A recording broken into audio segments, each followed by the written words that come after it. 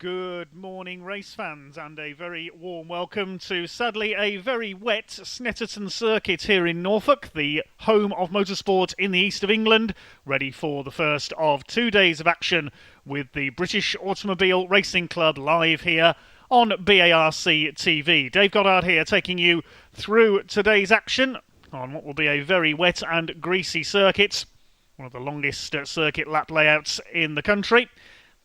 Some very busy racing indeed, all set to get underway very shortly. Practice currently underway for our first session before we go into qualifying. 4 races today and another 14 coming up for you tomorrow. So we'll have a look at what's coming up here today at Snetterton. Practice is currently underway for the Goodyear Britcar Endurance Championship Endurance category. They have 2 60-minute races coming up this afternoon. We also have the Carbonate Hyundai Coupe Cup with Toyo tyres. A good grid of them will be coming out for their qualifying session fairly shortly. Good field of cars here for the Caterham Graduates Racing Club. First time we've seen them on BARC TV this year. We also welcome back the Dunlop Mini Miglia Challenge, and the Mini 7s will be out later on for their qualifying session tomorrow as well. Their race is coming up tomorrow. They were quite superb at their season opener at Silverstone a fortnight ago. And we also have the awesome Superkarts here as the first round of their Super Series. If you've not seen Superkart racing before, you have a real treat coming up. They may be small, but they are very spectacular indeed. And Superkart expert Gary James will be taking us through the action in those. But out on track at the moment, we have the Goodyear Britcar Endurance Championship, the endurance category. We saw them open their season here on BARC TV a couple of weeks ago. Looking forward to this afternoon's schedule, we have qualifying for the Junior Saloon Car Championship, drivers aged 14 to 17 years old in identical Citroën Saxos. Then it's qualifying for 2 of the classes in the Caterham Graduates, the Sigmax and Sigma 135 spec cars. Will have their qualifying session. They're running combined this weekend. Then it's the first race of the weekend, a 1-hour endurance race, the Britcar Endurance Championship endurance category, 60 minutes with mandatory pit stops. Then qualifying for the Dunlop Mini 7 Challenge, and that's followed by qualifying for the Superkarts. Their free practice session is this morning. Then we have a 30-minute race, swan race this weekend for the Carbonate Hyundai Coupe Cup. Then the first race of the weekend for the Dunlop Mini Miglia Challenge, and then our second 1-hour race for the Britcar Endurance Championship endurance category. Looks like the red flag has just come out, unfortunately, on our free practice session for the Britcars. Snetterton racetrack opened in 1953 on the site of a World War II airfield here in the flatlands of Norfolk, not far from Thetford. One of the longest laps on a British circuit, just shy of 3 miles. The new Snetterton 300 layout. We are using the full circuit here this weekend. You can see the circuit map there, the new infield loop that was added in a few years ago by Motorsport Vision Racing, the owners of this circuit. They really have improved facilities here at the superb Snetterton circuit. It's hosted a number of major sports car races over the years. Also, one of the few circuits in Britain licensed to host 24-hour races as well. Of course, in August we see the Citroën 2CV 24-hour event here at Snetterton. Great to see we've got over 400 of you watching on the YouTube stream immediately. Make sure you give us a like on there. Do subscribe to the British Automobile Racing Club on YouTube. So the red flag has come out, unfortunately, on our practice session, and with only a short amount of time left in this free practice session, it won't resume. We have come to an end, and the car that's quickest in our free practice session for the Goodyear Britcar Endurance Championship is, in fact, one of the Class 4 TCR cars, the Seat Cupra of Ashley Woodman and Martin Byford from EDF Motorsports. We saw these cars out a fortnight ago. If you were watching with us then on BARC TV, then a warm welcome back. It was a double win on that occasion for John Seal and Jamie Stanley in the JMH Automotive Lamborghini Huracan. With some great racing in the dry of Silverstone. Very different conditions, as you can see here this weekend at Snetterton. A total of 5 classes in Britcar. Classes 1, 2, 3 and 4, depending on the power and the spec of the cars involved. Class 1 is for the big GT3 GT cars. Class 2 for Ferrari Challenge cars. I think there's just one of those here this weekend, the car of Lucky Kira and Ross Wiley, the Simon Green Motorsports Ferrari. That's out there. Class 3, we've got Porsches, Ferraris, BMWs in there. And Class 4, which is for the TCR spec cars, GT4 spec cars as well. We've got a couple of Aston Martins, Seat Cupras, VW Golfs, Porsches as well, and a GT4 spec McLaren as well. We just saw that turquoise livery car, the Andre Borodin and Ed Peed McLaren is here this weekend. We didn't see that out at the first round at Silverstone, but it is the Seat of Woodman and Byford, the TCR car, this quickest with a lap of 2 minutes 29.881. Second quickest is the car running in Class 2 Invitation, so we have got an additional class on the schedule this weekend. That's John Dillon and Phil Quaife in their Ferrari 488 Challenge. And of course, in addition out there, we've got the Praga Championship, the Czech Republic-built sports racers, carbon fibre monocoque construction cars with Renault engines. And quickest in that division is Chippy Vesemile and Richard Morris, car number 29. They've come in 9th overall. The Praga's proving a handful in the wet. I know most of our viewers this weekend will be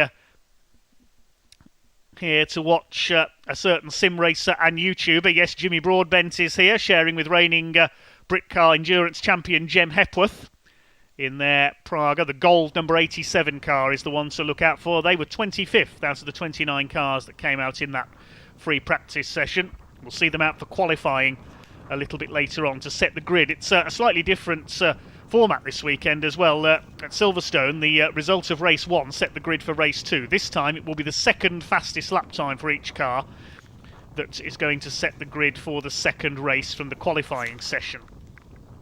We saw a pile-up on the first lap at Silverstone in race 2, unfortunately, partly caused by quicker cars starting further back on the grid and causing a bit of a bottleneck.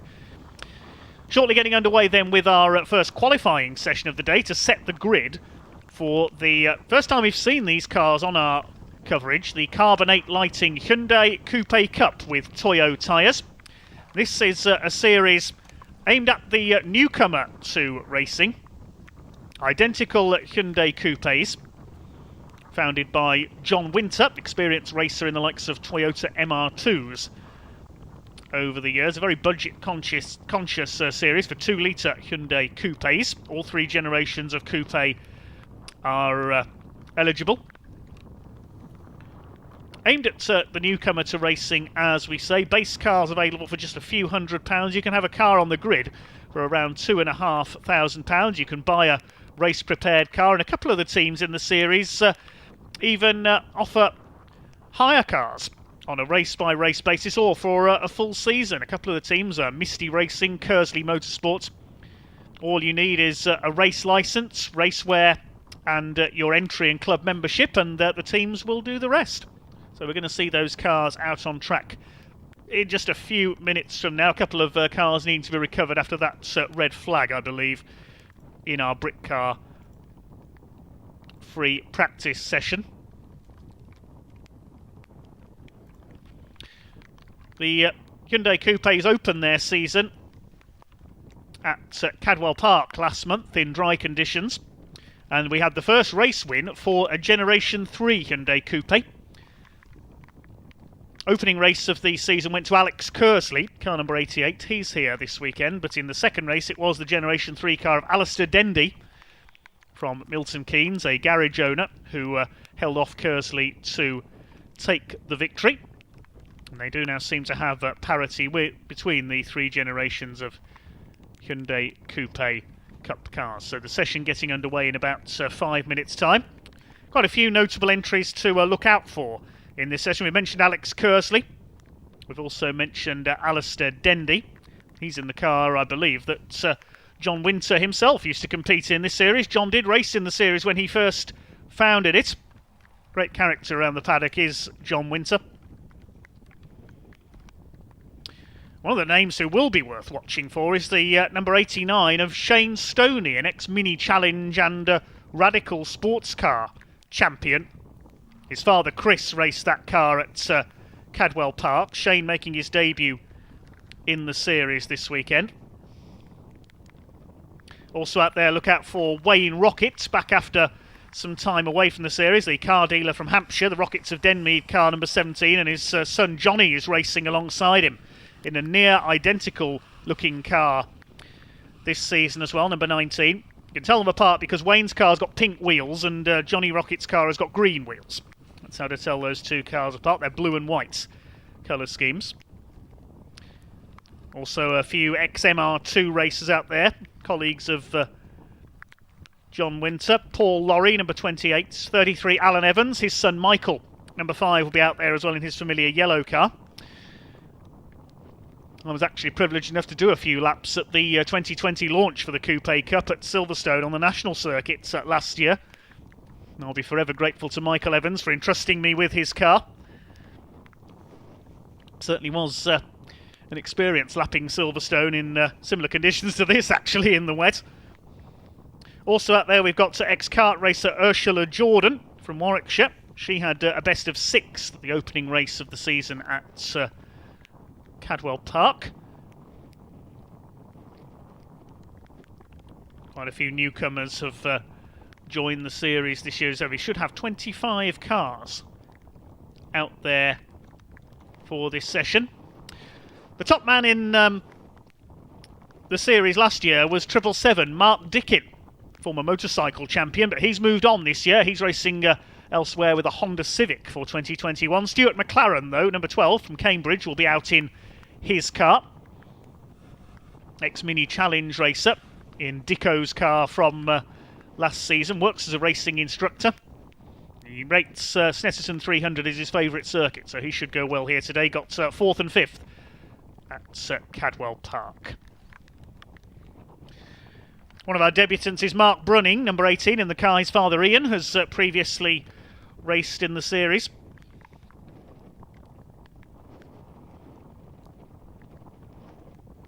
And a great mix of experienced racers and, in some cases, complete novices in this budget saloon car racing series. After this, we'll have a combined free practice session for the Caterhams, all 3 classes in together. We've got 3 classes of Caterham here for the Caterham Graduates Racing Club, sponsored by Yokohama Tyres and Ryan Motorsport Insurance, among others. The Sigma 150 class cars will run in their own races this weekend. And the other specs, Sigmax and Sigma 135 classes, will run on combined grids. But it's all in together for the free practice session, separate qualifying sessions. And I'm certainly looking forward to the Dunlop Mini Challenge. The Mini Miglias have their first race today. They were brilliant in the dry at Silverstone with an 8-car battle for the lead, slipstreaming their way round. Leading the championship for them after 2 second places at the opening round is former British Touring Car champion Andrew Jordan. The race winners, though, on that first weekend, one of them's not here, unfortunately, Nick Padmore, the noted historic racer. He is elsewhere this weekend. A reminder, we have just the 4 races today. It's mainly qualifying today. 2 races for the Britcar Endurance Championship Endurance category, both 1-hour races. And for the second race, the top 3 in each class will have a few seconds extra to serve at their mandatory 2-minute pit stop to make things a little bit more interesting. Just waiting for the circuit to be given the all clear to get this next session underway.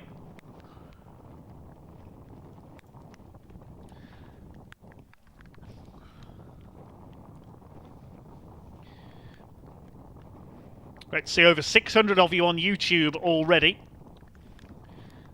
One question has come in, is Harvey Dieth running today in the Mini Miglias? No, he's not, unfortunately. Rupert Deeth is, similar name, but not related. Rupert, who had a few problems at Silverstone, hoping to bounce back, the ex-Mini Miglia champion.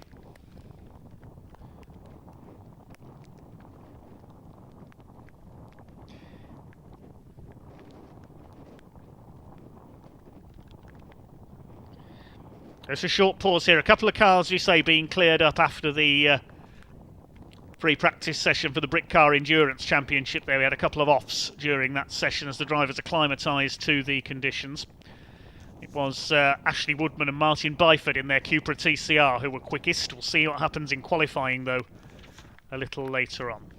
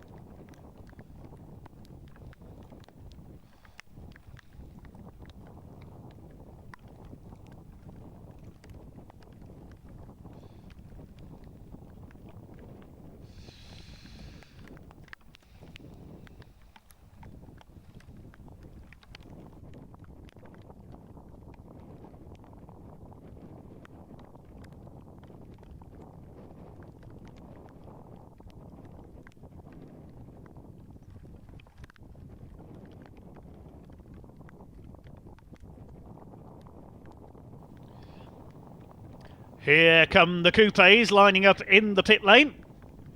We should have 25 cars this next session. The Carbon 8's lighting Hyundai Coupe Cup with Toyo tyres, Toyo rain tyres in these conditions. And at the front of the queue there is Shane Stoney, ex-Mini Challenge champion, ex-Radical Sports Car champion.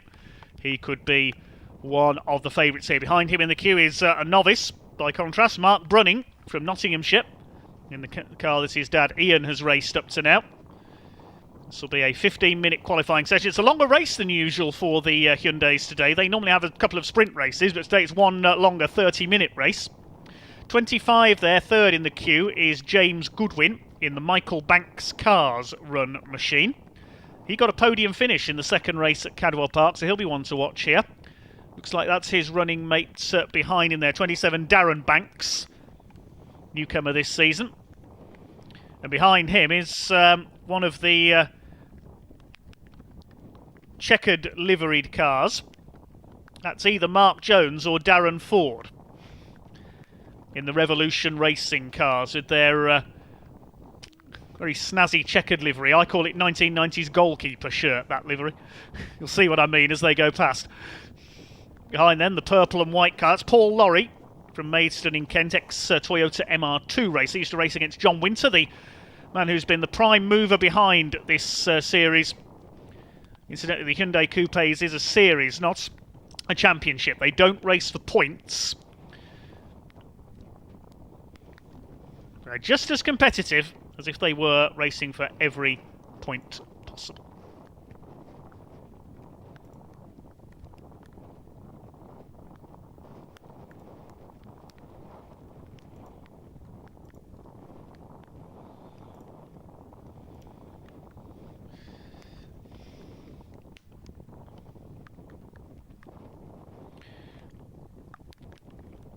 Not nearly 700 of you on the YouTube stream at the moment. That is great to see. Over 200 likes. Thank you very much indeed. You know what we're trying to get? 1,000 likes by lunchtime. That's what we try for. Got viewers from as far away as India and the USA at the moment. Looking briefly at the comments. Yes, one viewer from California. But it's warmer and drier there than it is here at Snetterton. Marshall's there at the end of the pit lane. You have to feel for them in these conditions. The Orange Army. We couldn't go racing without them. So thanks to them for their efforts. Just waiting for the all clear to release the cars onto the circuit. One team member sheltering under his pit board there.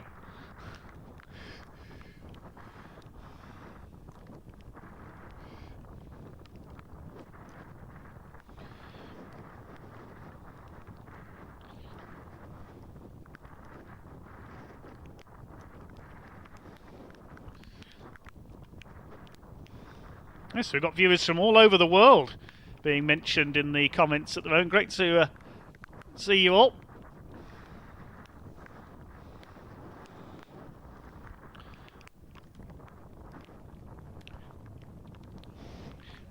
Go Stuart McLaren, says Karen McLaren, cheering on her husband. As we say, Stuart in the car that Mark Dickin raced last season, the black and day-glow orange car, so easy to spot. So the car's just being held in pit lane at the moment. Apologies for the slight delay here. The circuit's still being cleared up after the previous session.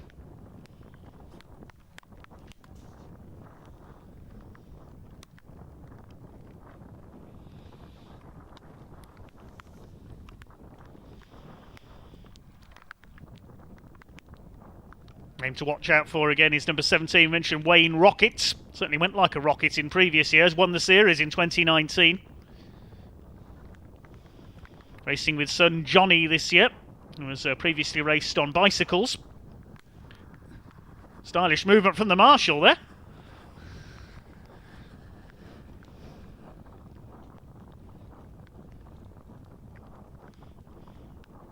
Johnny Rockets tells us that the only driving he's ever done is a couple of track days last month and then straight into racing at Cadwell Park. He's not even driven on the road yet. This is going to be a baptism of fire, to say the least, in conditions like this.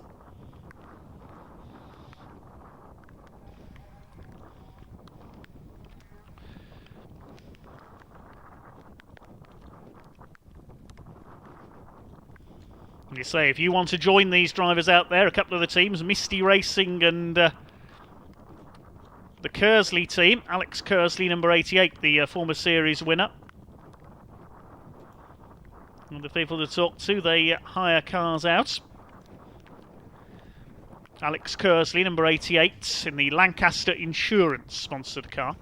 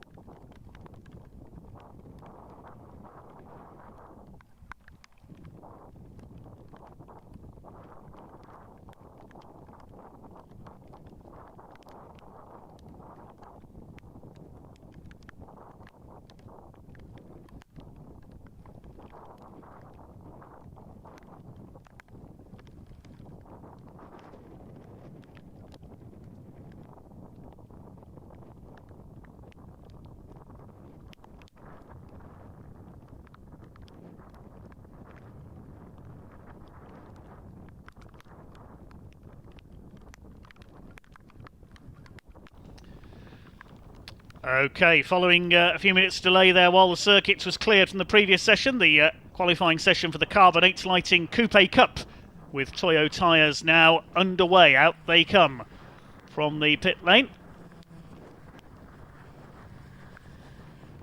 This is going to be pretty treacherous. There's Team Rocket. Johnny in the car with the green wheels and mirrors. Dad Wayne behind him. There's Alex Kersley, number 88, the Lancaster Insurance car. Behind him, Roger Owens, number 26. And from Kettering. And there's the ex-Mark Dickin car, the number 12. Andrew Holmes, sorry, behind him in car number 16.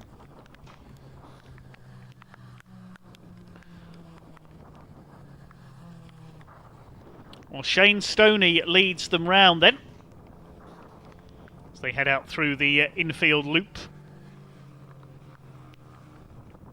There's the Gen 3 car of Alistair Dendy, a winner at Cadwell Park. First Gen 3, as we mentioned, to take a win against the Generation 1 and 2 coupes. And look at the standing water there on the inside of the left-hander at... I think that's at Palmer.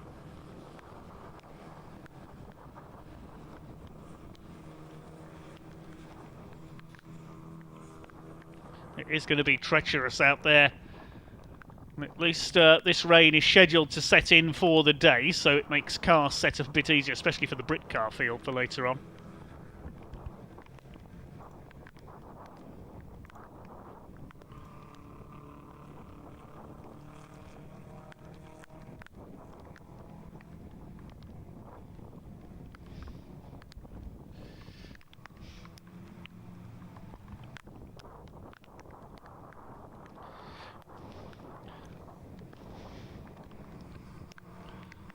Just starting to get themselves warmed up, get some heat into their Toyo tyres. Just keeping it steady at the moment. There's the black number 10 car, Matt Mitter, the Value Rater sponsored car. And then the first lap times will begin to come in. We won't get representative lap times in first time through. We'll get flying laps next time around.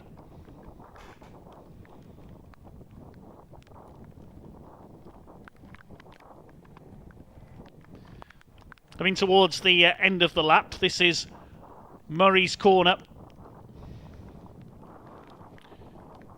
Named in honour of the voice of motorsport, of course, who we so sadly lost prior to the 2021 season at the grand age of 97. We miss you, Murray Walker.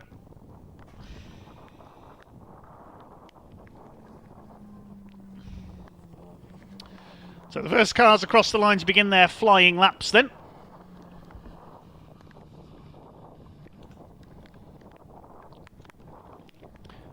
"24 cars out there at the moment, so one missing from the booked entry.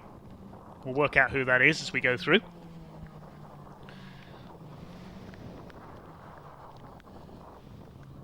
Here comes Stuart McLaren in the number 12. Chased by Andrew Holmes, the Yorkshireman. Already they start to sort themselves out, trying to find some track space. But as we say, it's a long lap here on the Snetterton 300 circuit.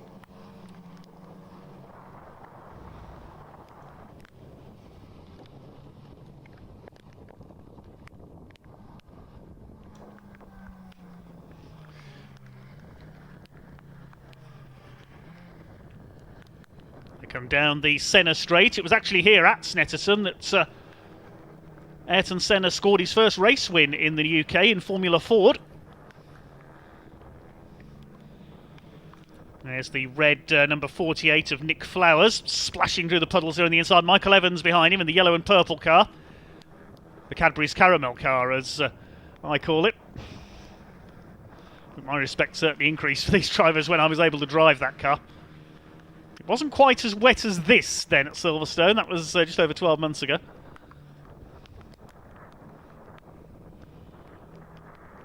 See them come through the new infield loop here on the Snetterton 300 layout. There's Matt Mitter coming through Murray's out of the long right-hander at Coram.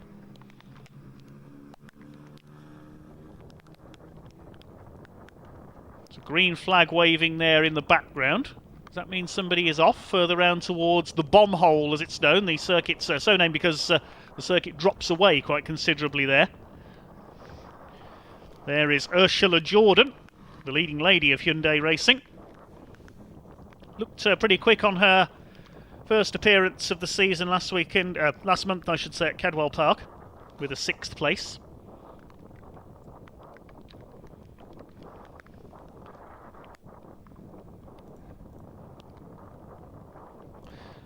The missing driver is Alan Evans, number 33, not able to race today. Thank you, Matthew Plum, who's just messaged in. Whoops, there's a spinner. That's one of the Michael Banks racing cars. I think it's number 25. That's James Goodwin. Nice little pirouettes there, caught by our cameras. He's stuck on the outside of Murray's. He'll get it going again, though. He hasn't hit anything, no damage. Except to the driver's pride, and he gets going again. Well, thanks to Matthew Plum, who's the PR man for this Carbonates Coupe Cup. Unfortunately, Alan Evans in the red and gold number 33, not able to race today, father of Michael. You can see them sliding around there through Murray's. Well, quickest so far, as expected, is the Gen 3 car of number 89, Shane Stoney. He's done a 2 minutes 52.625. One car in the pit lane there with the bonnet open. I think that's Tom Taylor, the number 77 car has come in. Ursula Jordan's in the pit lane as well. Yeah, problems for Thomas Taylor there, number 77. All the way from Exeter to race here this weekend. You can see the times coming in at top left. And already Shane Stoney over 6 seconds quicker than everybody else. Number 32, Mark Jones. Newcomer to the series this weekend, up to 2nd.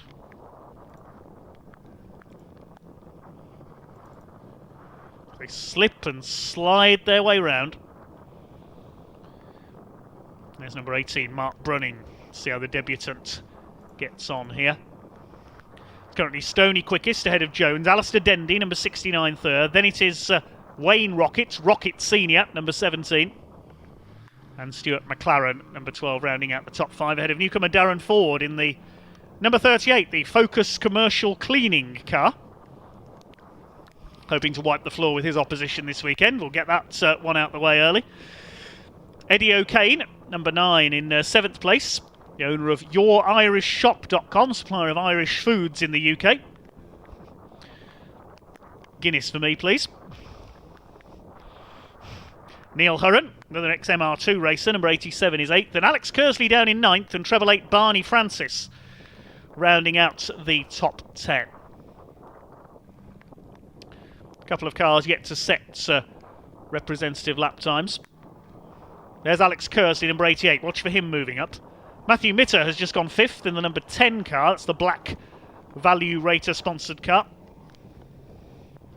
There's Tom Taylor back out in action, number 77. He had to call into the pits with a minor problem. The mechanics have solved it though.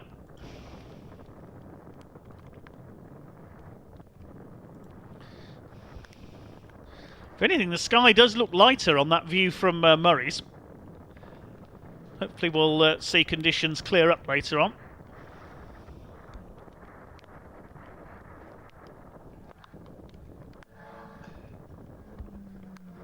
Shane Stoney, number 89, still quickest. He began his career in the Junior Saloon Car Championship that we'll see out later on. Although it was known as the Sax Max Championship back then, as Alistair Dendy, a bit of a power slide there through Murray's. So treacherous out there.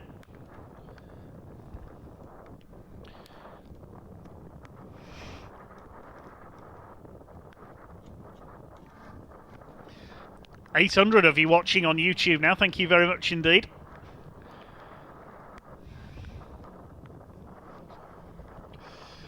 Still Stoney ahead of Mark Jones at the moment. Just over 5 minutes of this qualifying session to go. As you say, running just a little bit behind schedule.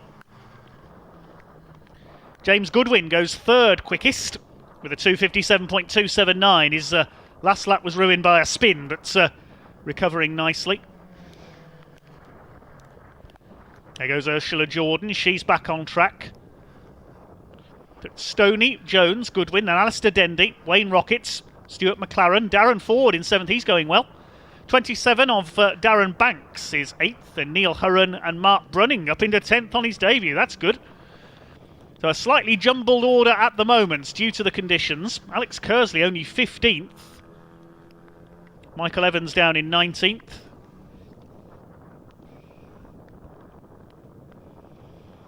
White flag wave there. We've got a car going slowly. That's one of the Revolution Racing cars. Number 38, Darren Ford, slow there. He may have had a spin. You can see the marshal waving the white flag there in the background. That means slow-moving vehicle ahead. And advising drivers to take care. Still Shane Stoney, as expected, at the top in his Generation 3 Hyundai Coupe.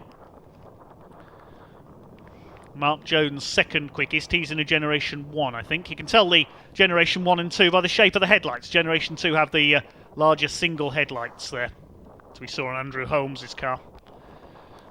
Generation 1 have the smaller double headlights. Just over 3.5 minutes left for the drivers to get their laps in before a single 30-minute race, rather than the 2 sprint races that we normally see.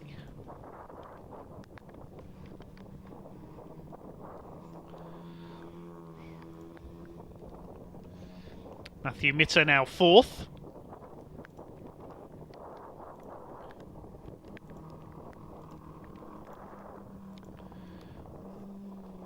Shane Stoney goes quicker again, 2:51.364. Nearly 5.5 seconds up on Mark Jones. If conditions stay like this, Shane Stoney is going to be driving off into the distance in the race, I reckon, but you never know. These cars designed to be as equal as possible.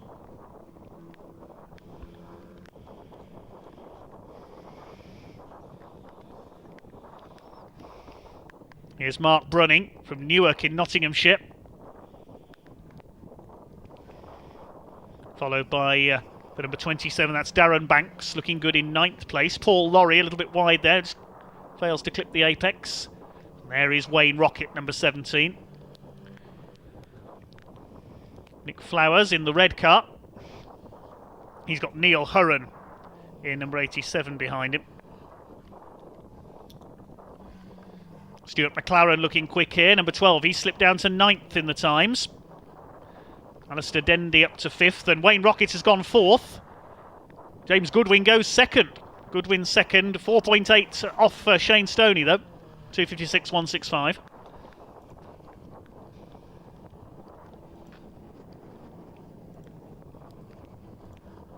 And the red flag has come out. The red flag is out. Somebody has come to grief somewhere.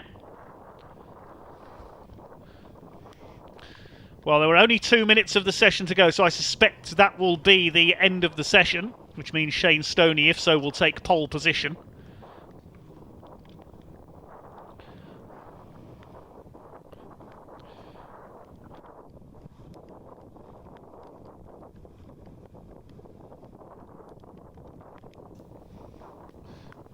The double yellow flags you can see there from that marshal's post means that the car that has either come to a stop or gone off is somewhere in the next area of track after that marshal's post. But we've gone red flags, and I think the checkered flag has come out as well. So that's end of session with 1 minute and 54 seconds left on the clock. So I think that will be end of session for the Carbonate Coupe Cup with Toyo tyres.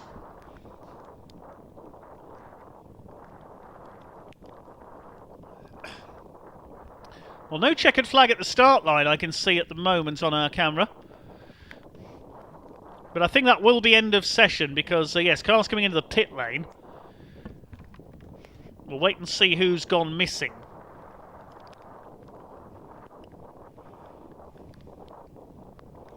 Whoever doesn't come into the pit lane, I would think. Now,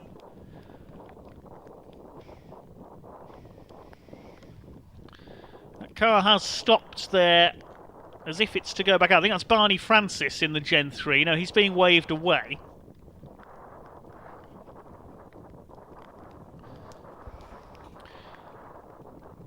Yeah, I think they're being waved into Parc Fermé, so that's end of session.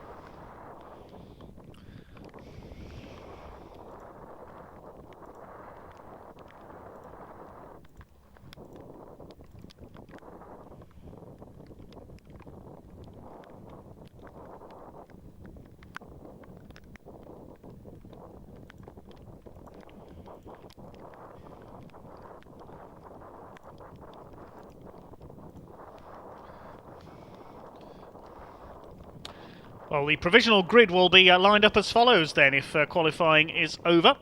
In pole position will be number 89, Shane Stoney, with a lap of 2 minutes 51.364.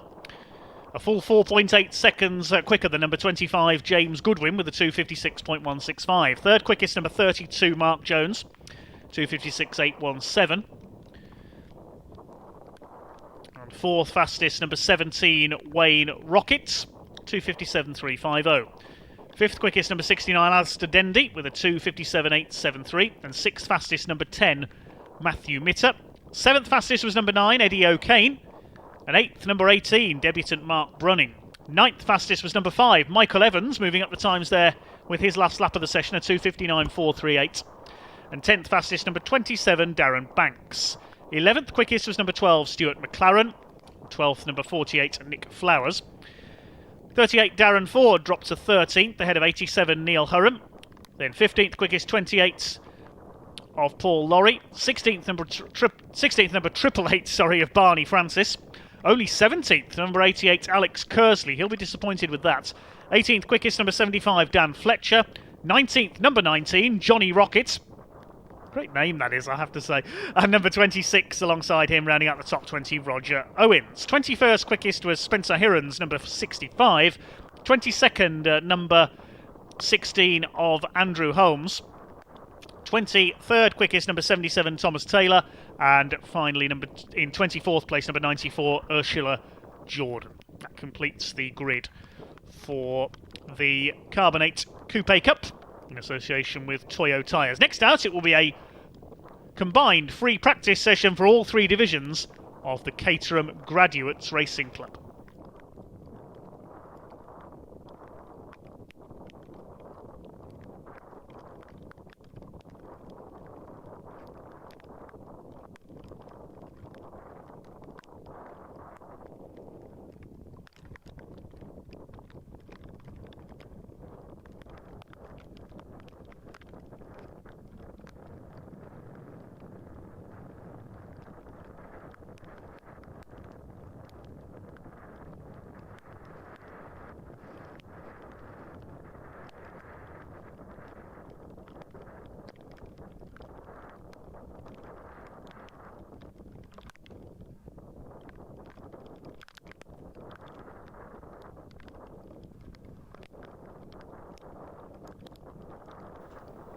Well, the first time on BARC TV that we have seen the Caterham Graduates Racing Club. So named, if it sounds unfamiliar, formed in 1998 by a group of racers who had participated and graduated from the Caterham Scholarship. Caterham offered a scholarship and an academy over the years for novice racers, and some of their graduates formed their own race series for Caterham Sevens. Grids have grown ever since those early days in 1998. The cars initially used Vauxhall and Rover K-Series 1600cc engines. They now use Ford Sigma engines, hence the name of the classes. The upgraded Sigmax is the quickest car. That's equivalent to the Caterham Supersport in the Caterham Cars range. And there's also the 135 and 150 Sigma classes. We say the Sigmaxes are the quickest. And Sigma 150 and Sigma 135 refer to the power outputs, 150 and 135 brake horsepower. The cars run on Yokohama tyres.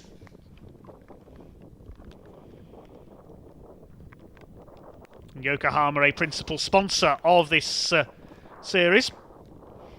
Other sponsors of the series: Ryan Motorsport Insurance, Downing IP, intellectual property. Michael Downing, their owner, races with the club, as does Andy Molson, the owner of Molson and Associates Opticians. It says in the paperwork I've been given by Caterham graduates, this may not be local to some of you, but if Dominic Cummings had known this, he wouldn't have needed to drive to Barnard Castle to check his eyesight. Very cynical. Other sponsors: Classic Carbon, run by Caterham owner David Lale. So thanks to all the Sponsors of the Caterham Graduates Racing Club, who run to the ethos FIRST for Caterham Club Racing. FIRST standing for fun, inclusive, respectful, safe and cost effective. They also support 3 charities, the series as well. They support Purple for Polio. Of course, the dreadful disease polio almost eradicated around the world now, and Purple for Polio working to declare the world polio free. Thanks to Mark Treadwin, the man behind Purple for Polio, races in Sigma 150.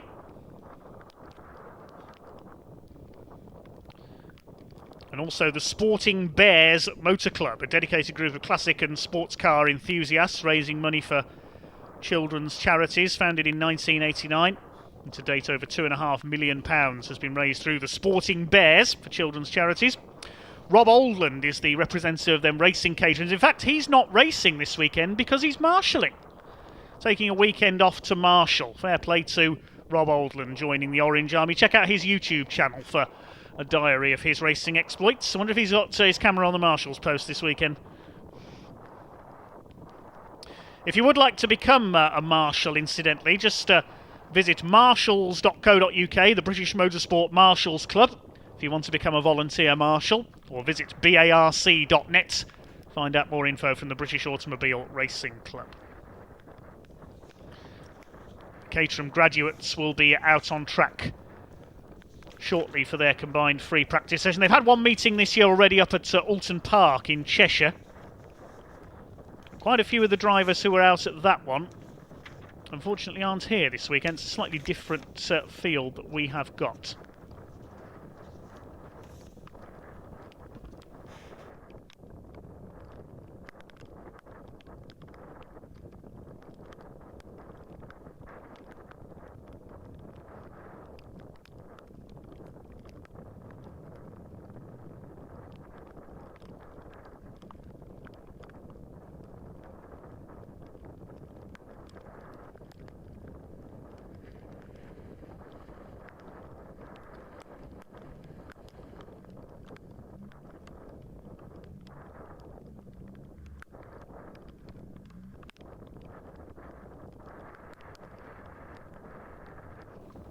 Looking at the points charts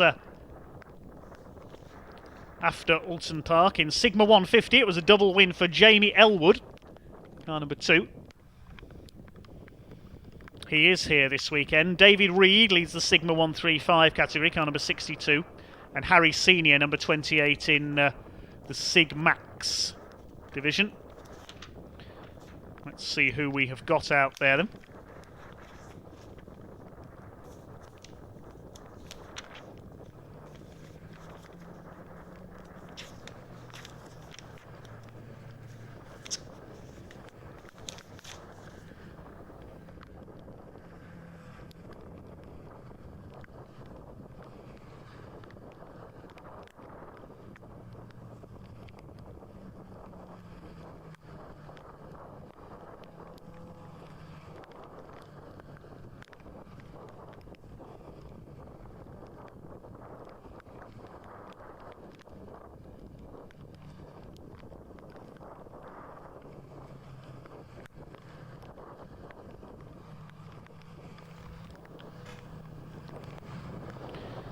So cars heading out onto track there. This incidentally is a free practice session. This is not a session to set the grid, because as we say, the Caterham Sigmax and Sigma 135 classes will run on their own combined grid. The 150s will run separately.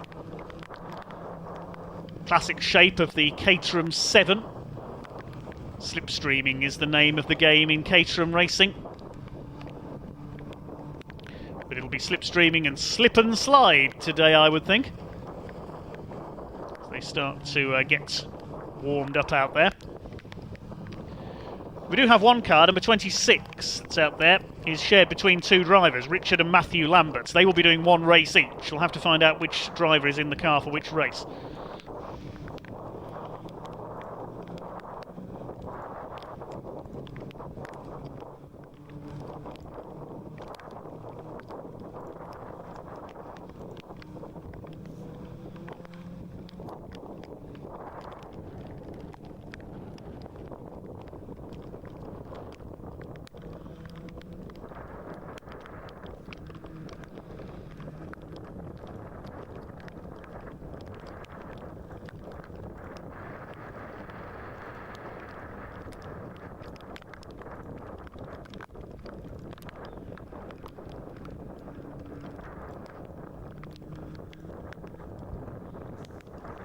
It'll be a short while before we see what the lap times are like in these wet conditions. It's 20 minutes pre-practice session.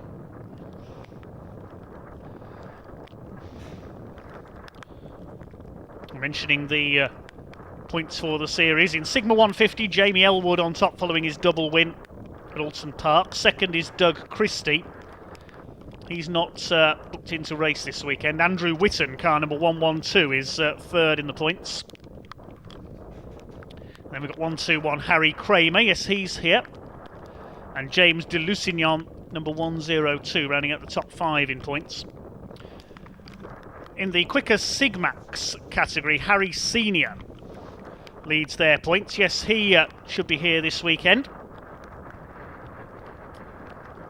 Had a win and a second at Alton Park in the season opener. Ben Winrow, number 24, won the other race. And we've got somebody sliding off there already, car number 42.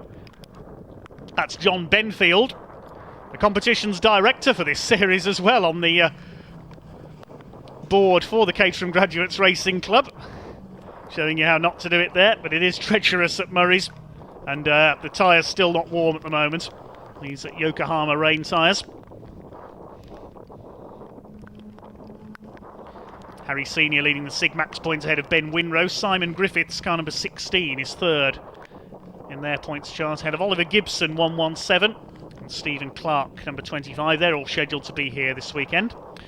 While in Sigma 135, David Reed, car number 62, and James McCall, number 50, shared the wins at Alton Park. They're both here.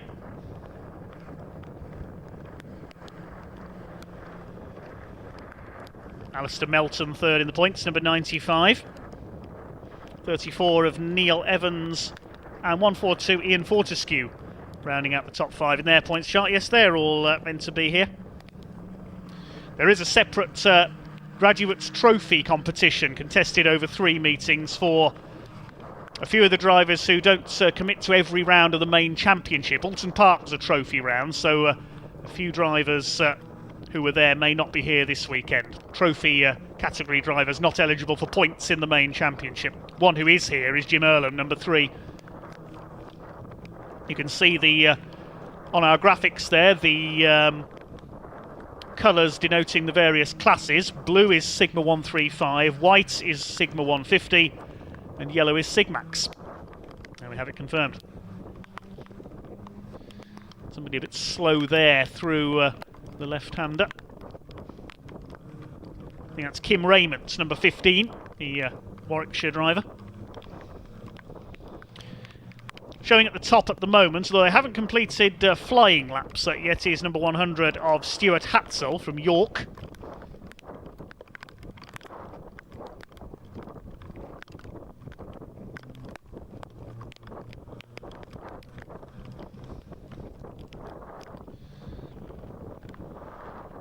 Starting to sort themselves out at the moment. Still pretty treacherous down here at Murray's. Incidentally, during qualifying, we are just using a couple of our cameras here at Snetterton this weekend. We will have full coverage, of course, once racing gets underway. There's Jamie Elwood, the Sigma 150 championship leader, in the black and orange car there.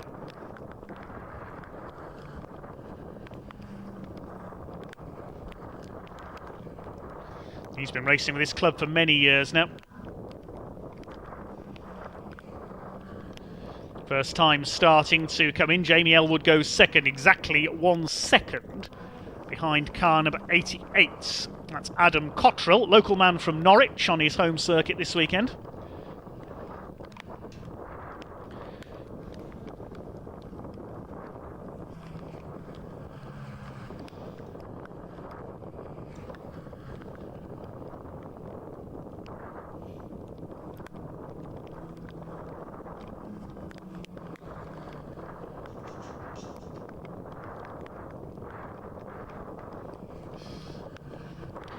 So Cottrell quickest ahead of Elwood. 25, Stephen Clark, the first of the Sigmax cars, in third place overall.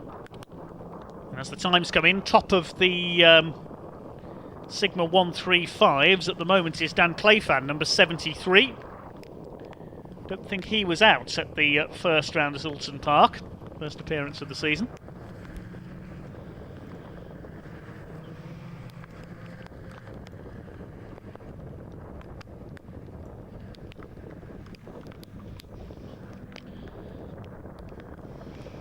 So dead on 1 second between the top two at the moment. 72, Glenn Burtonshaw goes 4th quickest. He'll be one to watch in the Sigmax category. 2nd in that category at the moment behind Stephen Clark. 12 minutes of this session to go. As we say, this won't set the grid for the Caterham graduates. It's just a free practice session.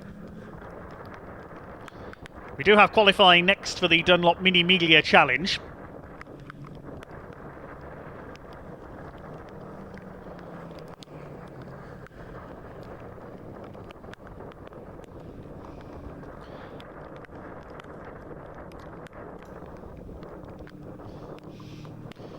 Number 3 going through there, that's Jim Earlham. We say he's a trophy category driver, and we have a red flag. Somebody has gone off somewhere. So red flag with just over 11 minutes of this free practice session to go. Can we see anywhere who has gone off? Not at the moment. We've had a few red flags so far in our practice and qualifying sessions, as we already saw with the Hyundais, and in the Britcar session this morning as well.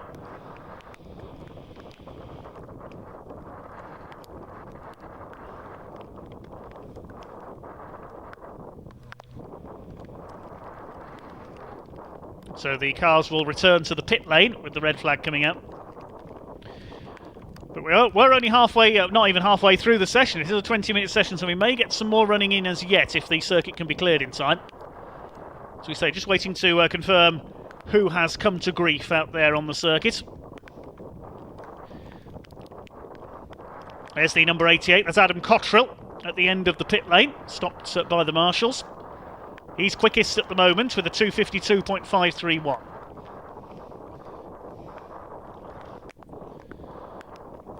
Behind him, number 77. That's Robin Webb, I think. No, it's not number 72, sorry.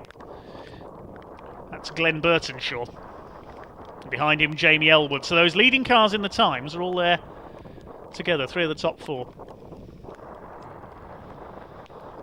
They've been possibly been slipstreaming each other down the straights.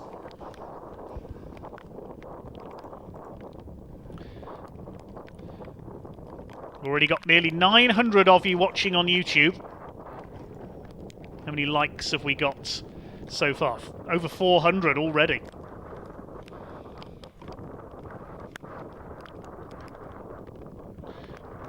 As one comment says on YouTube, kudos to the poor marshals. You have to feel for them in these conditions. And our camera crews as well, fair play to them.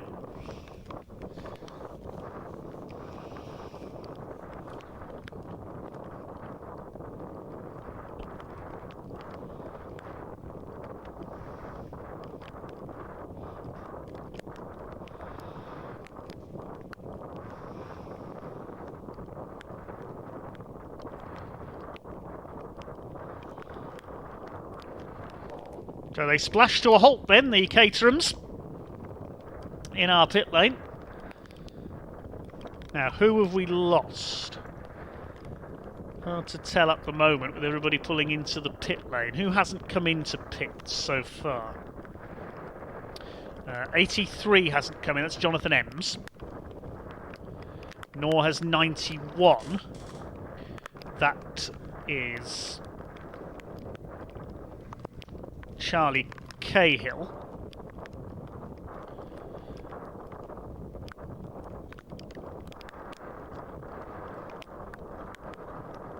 Nor number 38.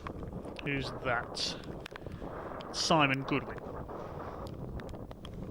So those 3 cars have not come into pit lane, so I'd imagine it's one of them stuck out on circuit somewhere.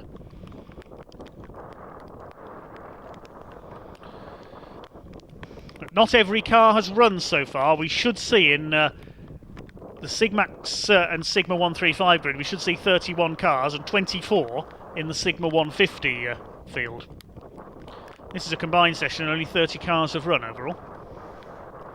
So some drivers electing to wait till qualifying to get some running in. The red flag is out then here at Snetterton on the Caterham Graduates Racing Club practice session. We'll hopefully be back underway very shortly.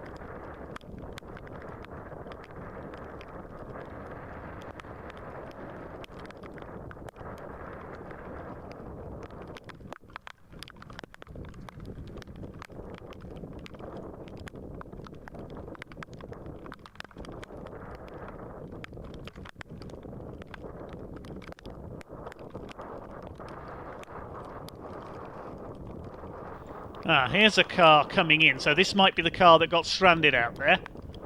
Who's that?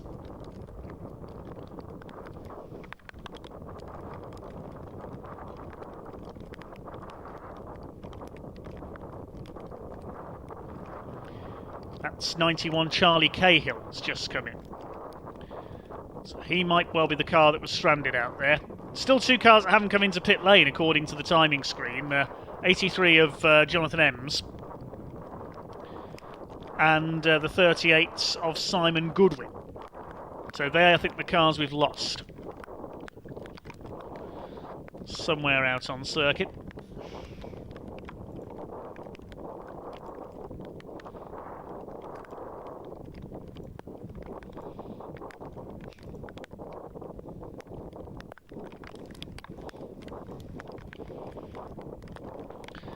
Okay, the session resuming. The cars have been cleared. It'll be a 10-minute resumption of this free practice session.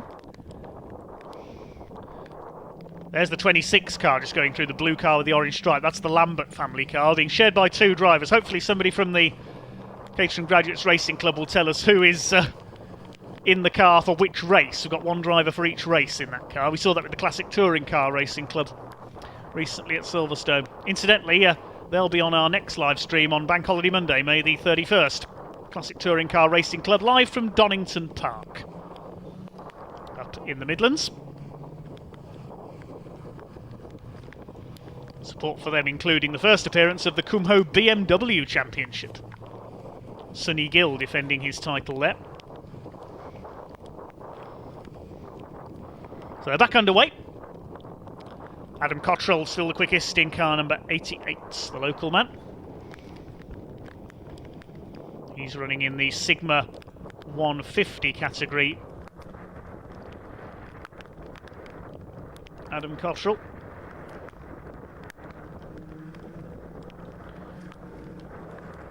Second quickest is Jamie Elwood, and third, number 25, which is the first of the Sigmax cars, Stephen Clark. He's an ex-Superkart racer. He's won the British Superkart GP in the past. See the Superkarts out later on. As we say, Gary James will be taking you through the action with them.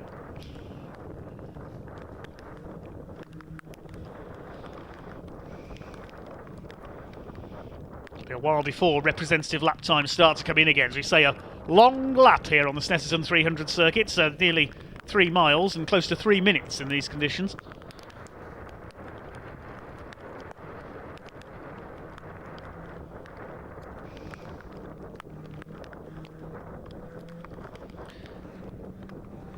David Reed showing through there, the Sigma 135 points leader. In various classes in the championship over the years, we've had classic graduates for the original Caterhams used by them, mega graduates, super graduates.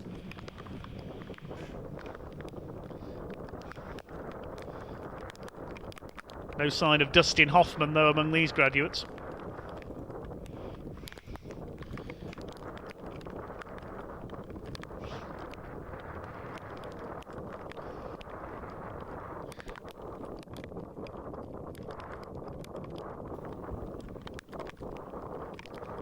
Somebody sliding a bit wide there.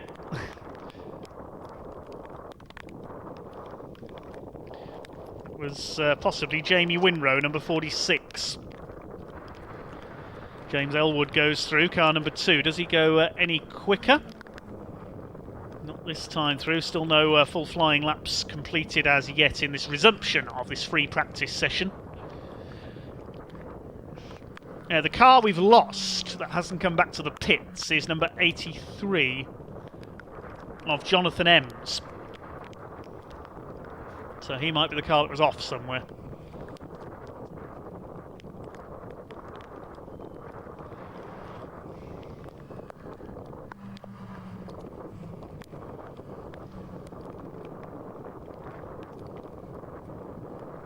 Just taking it steady at the moment, just getting acclimatised to the conditions before qualifying later on.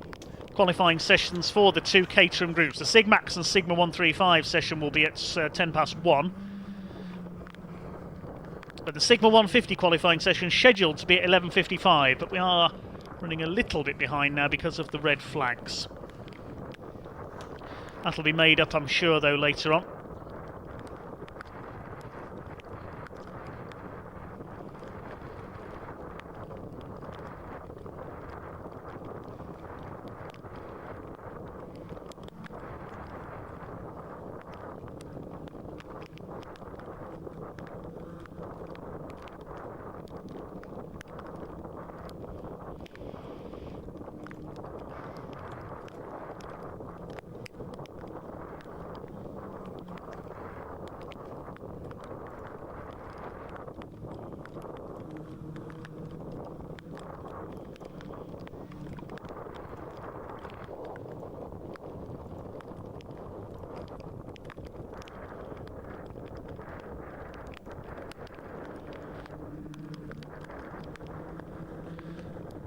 Well, we're already up to 500 likes on our YouTube stream. And almost 1,000 of you watching already. Thank you, everyone.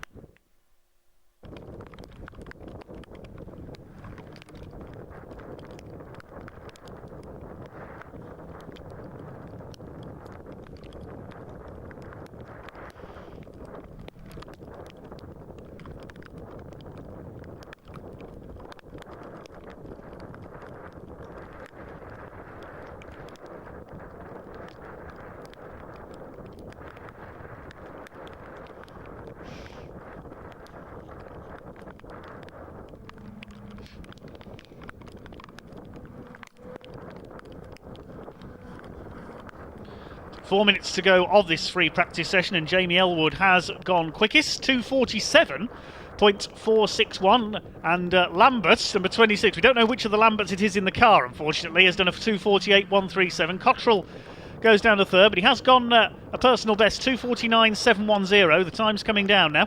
71, which is Adam Bettinson, has gone fourth, and quickest of the Sigmax cars. Still Sigma 150s holding the top three places. Not anymore, because Matt Willoughby, number 82, goes fourth. Stephen Clark is next, then Glenn Burtonshaw. The quickest of the Sigma 135s is number 50. James McCall had a win in the first meeting of the year at Alton Park, the Oxfordshire driver.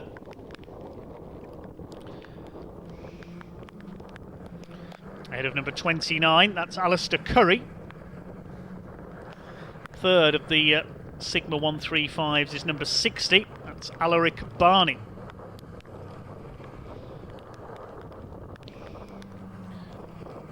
Number 83, Jonathan Ems is back out there. He's showing 6th.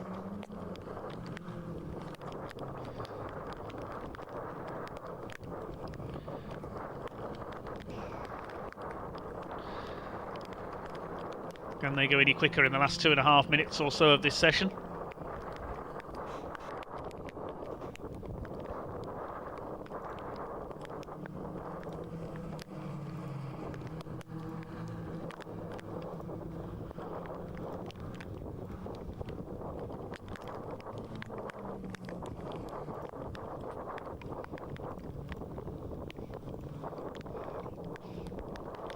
Jamie Elwood still quickest. The favourite for honours today in Sigma 150, looking for a hat-trick of wins in their first race of the weekend. David Reed and James McCall shared the wins in Sigma 135 at Alton Park, while Harry Senior and Ben Winrow did the winning in Sigmax. Not really seen them so far. I'm not sure they've come out for this free practice session. Harry Senior's not out there. I don't think Ben Winrow is either. Saving their cars for qualifying.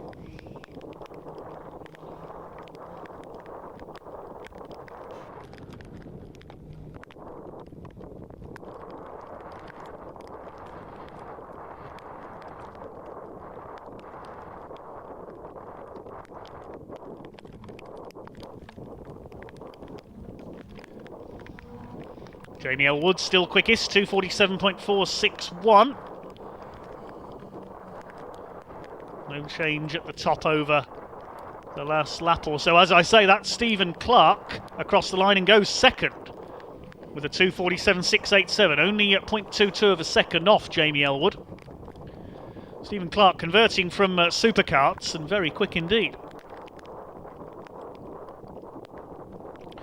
Less than a minute to go. Any late changes at the top? Matt Willoughby goes 5th in car number 82 and 2nd of the Sigmax. No, Glenn Burtonshaw deposes him. Goes up to 5th, ahead of Willoughby, Bettinson. And up to 8th place is John Benfield. We saw him have a spin earlier on.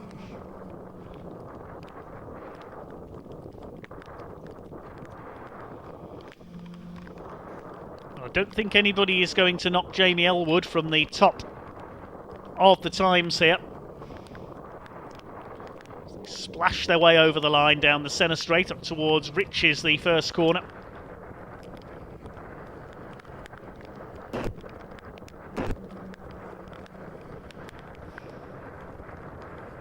And there is the checkered flag. The clock counts down to 0. As long as you started a lap before the checkered flag went out, it will count.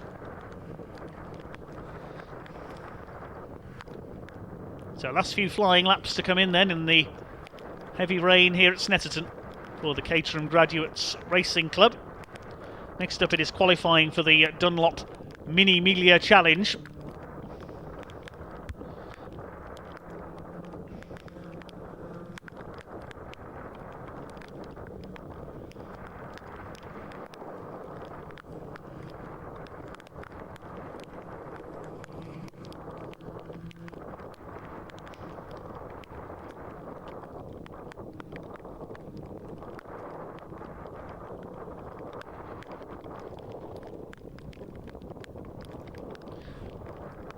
No late changes at the top by the looks of it. Looks like Jamie Elwood is going to be quickest. 2:47.461, his fastest time.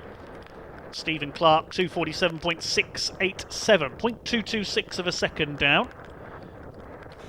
He was quickest of the Sigmaxes, Jamie Elwood in Sigma 150. Quickest Sigma 135.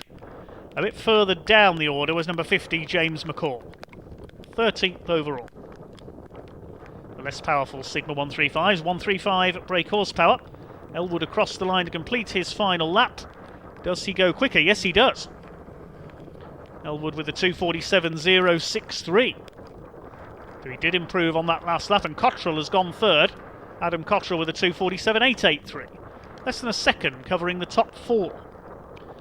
But that's all free practice. Qualifying comes up later for the Caterham Graduates Racing Club.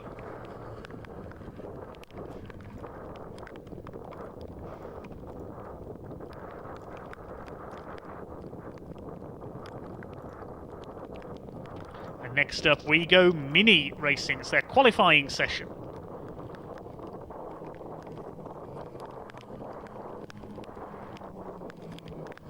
For the Dunlop Mini Miglia Challenge.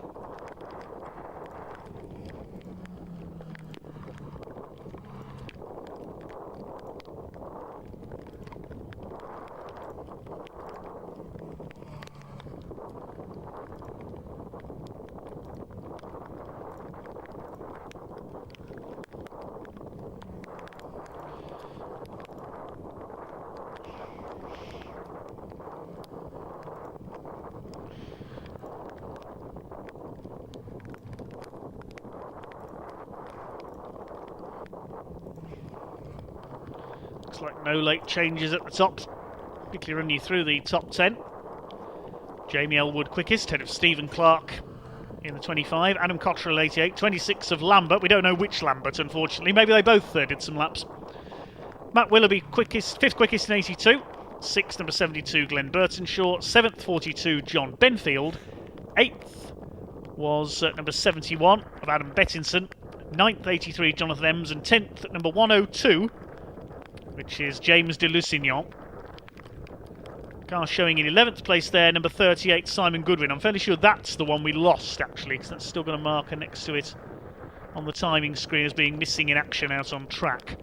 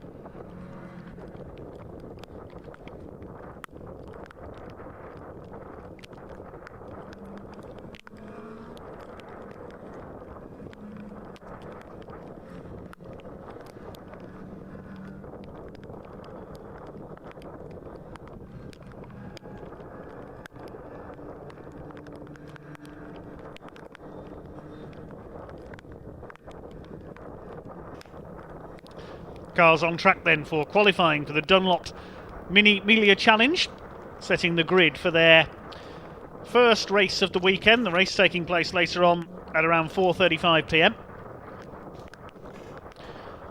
Run by the Mini 7 Racing Club, founded back in 1966, one of Britain's longest serving one-make championships, almost to the dawn of mini racing in the UK. Originally used 1000cc minis. They were going to be named Mini Mille Miglia, as Mille is Italian for 1,000. Of course, they use the 1 litre engines, but nowadays more highly tuned 1293cc engines, the Miglia class, also incorporating the Mini Libre category, which allows for minis with slightly larger, slightly different engines.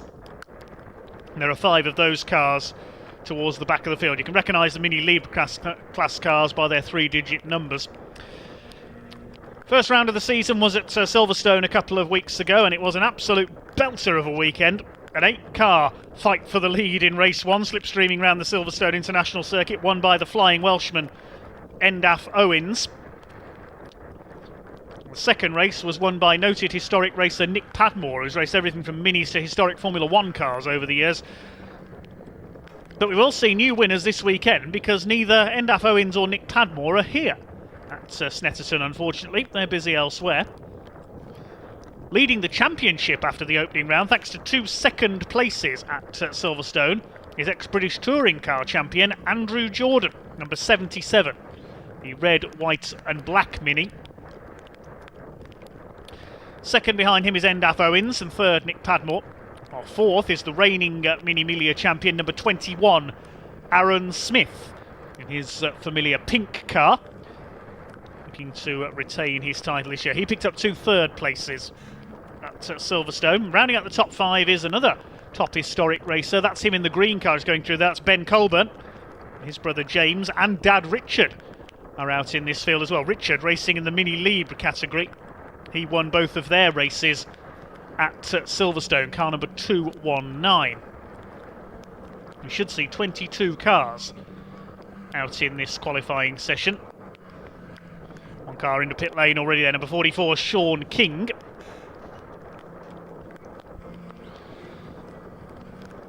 Let's wait to see who comes out quickest when the flying lap times start to come in. Mini racing, always spectacular. We'll see the less powerful, but by no means less spectacular, Mini 7s out for their qualifying session this afternoon. It's around 5 to 3. Waiting for some representative lap times to come in here. All 22 cars that are on the entry list are here. Sean King goes back out there.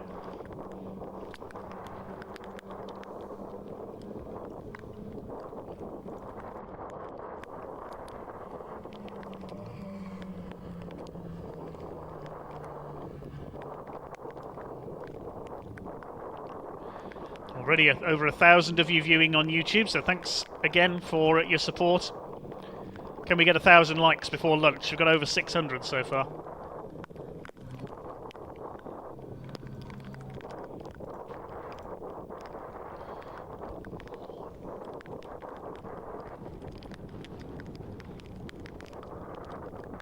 Three members of the Colburn family you can see there.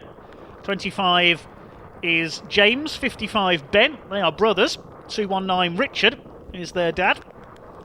They've raced all manner of historic machinery. We'll see them in the Britcar Trophy tomorrow as well, in their Renault Clios. Busy weekend for the Colburn family.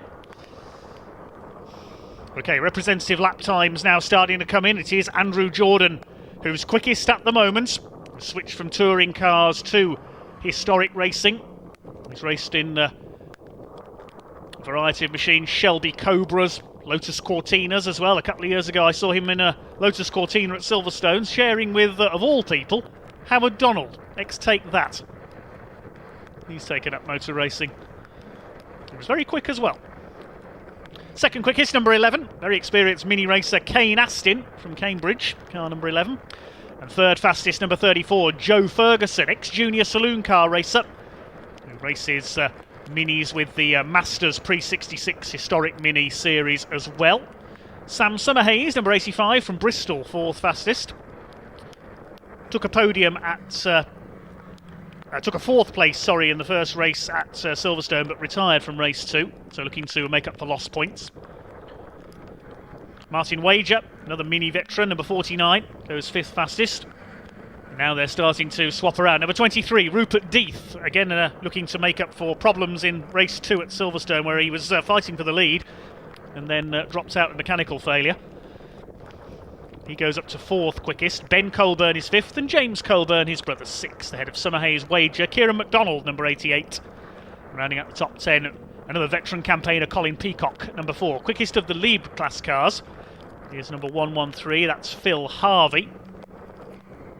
Or it was now quickest, number 177. Peter Cruz, all the way from Torquay, in the Britax Superkart. Another vastly experienced mini racer. Quickest in that division, ahead of Richard Colburn. Also out there, number 91, Torben Astin, another graduate of the Junior Saloon Car Championship. We'll see them out qualifying later on. Their race is taking place tomorrow. Torben Astin, I believe, is the son of Kane Astin. But please correct me if I'm wrong on that, I'm not 100% sure. There's Sean King going through in number 44. Saw him calling to the pits early.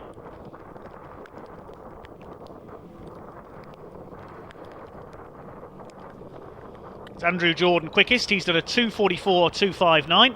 Over 2 seconds quicker than Kane Astin in number 11. It's Joe Ferguson, number 34. Rupert Death in 23. Over the line goes Jordan. Once again, does he improve? He certainly does. 2:39.582. That's nearly 7 seconds quicker than everybody else, as befits a former British touring car champion. He began his career in rallycross, so he's used to slippery conditions. There goes Kane Astin. Does he improve? No, he doesn't. Back out of the pits goes 133. Les Stanton in the Extreme Minis sponsored car. See on our graphics the Lieb class runners showing in blue. Andrew Jordan throws the car wide there.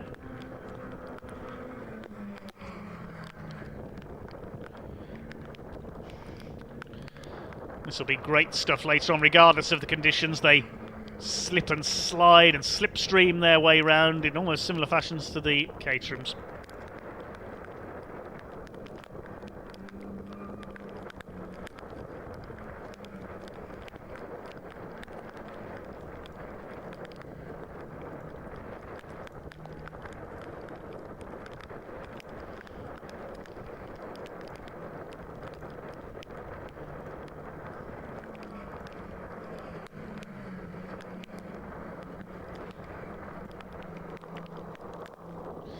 Still Andrew Jordan at the top of the times then in our Mini Miglia qualifying session.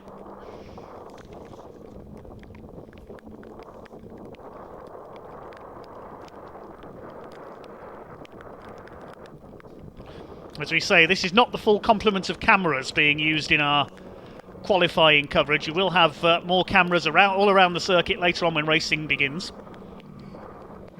Ben Colburn goes second in car 55. 2:46.259. Still over 6.5 seconds down on Andrew Jordan. Back out of the pits there, number 20. That's Mark Sims from Hampshire. Sims family, been with the Mini 7 Racing Club for decades now. And another of them on the way up in the Mini 7 category that we'll see racing tomorrow. Qualifying later today, Jordan Sims, look out for him. Kane Astin still third quickest. Andrew Jordan sideways through Murray's there. Rupert Death still fourth quickest. Then Joe Ferguson, number 34. Aaron Smith, the reigning champion, sixth in the 21 Cup. Then James Colburn, Martin Wager, Kieran MacDonald and Sam Summerhayes. Here's Kane Astin, splashing his way through. Still nearly 9 minutes of this session to go. Can anybody get near Andrew Jordan? He's gone quicker again. 2:39.207. He's 7 seconds up on everybody else now.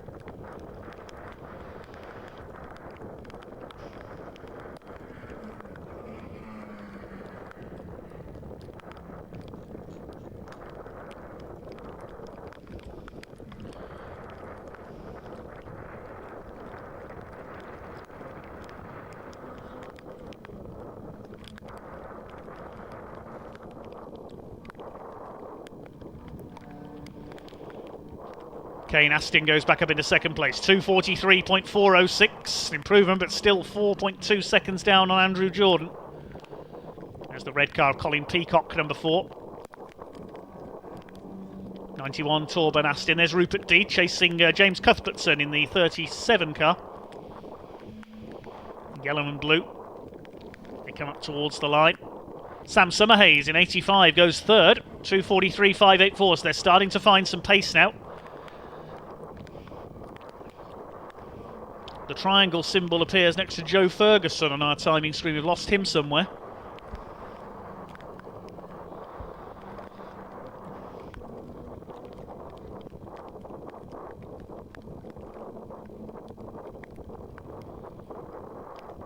Still problems for Sean King. He's back in the pit lane in car 44. He may have to start at the back of the miglia class. The lead class start from a separate grid behind the miglias. It's Peter Cruz, 177. Aaron Smith in the pink machine, number 21. Behind him, 96. Justin Cooper. Appropriate name for a mini racer.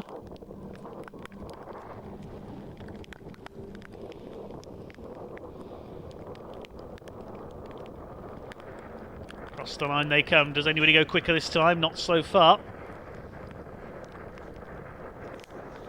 The 88's going back out there. I think that was Kieran MacDonald.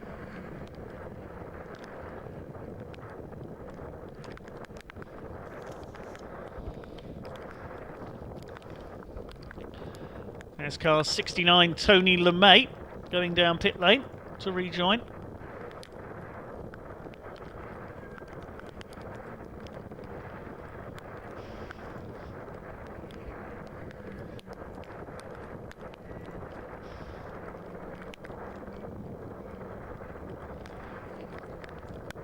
Six minutes to go. Andrew Jordan still sitting pretty at the top. 4.275 seconds quicker. He's just gone quicker again. 2:39.131.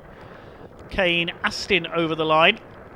New personal best, 2:43.105. So he closes the gap to within 4 seconds, 3.97. Still nobody able to touch Andrew Jordan, looking to extend his Mini Miglia Championship lead, as sliding through the final quarter. I think that was Kieran MacDonald. A bit tricky to see the numbers on these cars with the rain on our camera lens.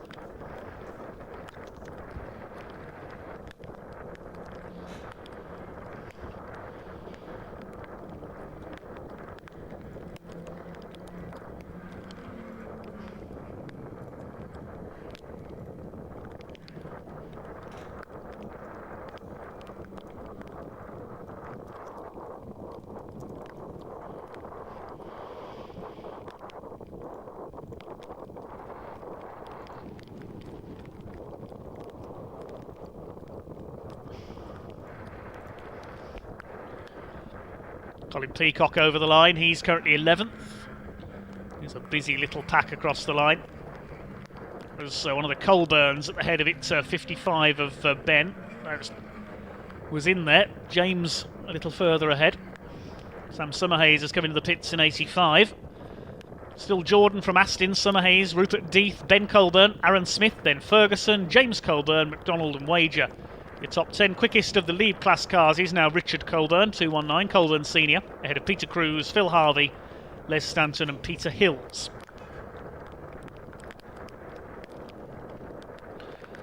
There is Peter Hills in the pit lane, the turquoise 126 car. Looks like he's finished his session.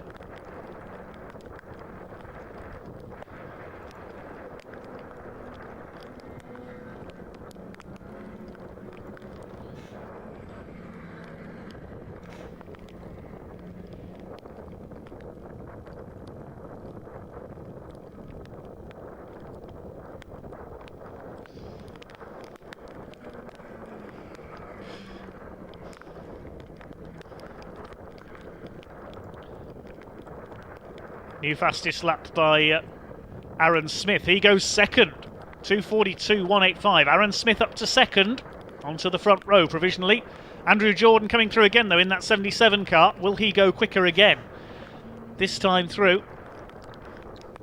Currently on 2:39.131. Will he leave his rivals despairing further and pull even further ahead of the field? Here he comes. Headlights ablaze. In fact, he's come into the pits there in the background. He pulled into the pits there, Jordan. So aborts that lap, maybe going for one last flying lap. He may not get round in time, though, to start a flying lap. Yeah, just checking the tyres there in the pit lane. So Jordan's 2:39.131 is the target for everyone else to beat. As Phil Harvey goes over the line, third in the lead category. Aaron Smith onto the front row in number 21. Kane Astin and Sam Summerhays down to third and fourth. Here comes 88, that's Kieran McDonald, the orange and black car, the man from Milton Keynes.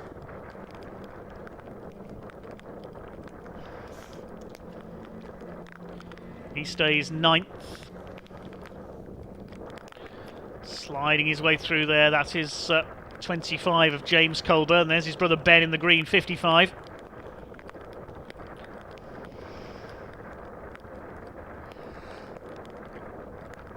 Still no change among those leading positions.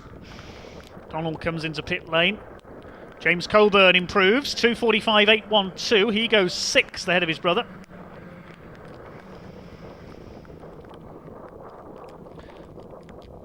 Over the line goes James Cuthbertson. He stays 13th.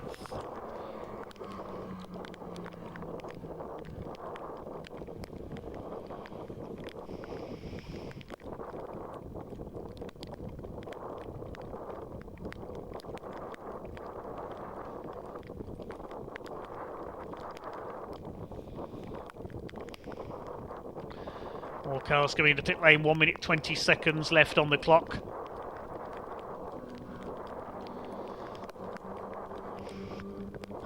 As the rain continues to come down here at Snetterton.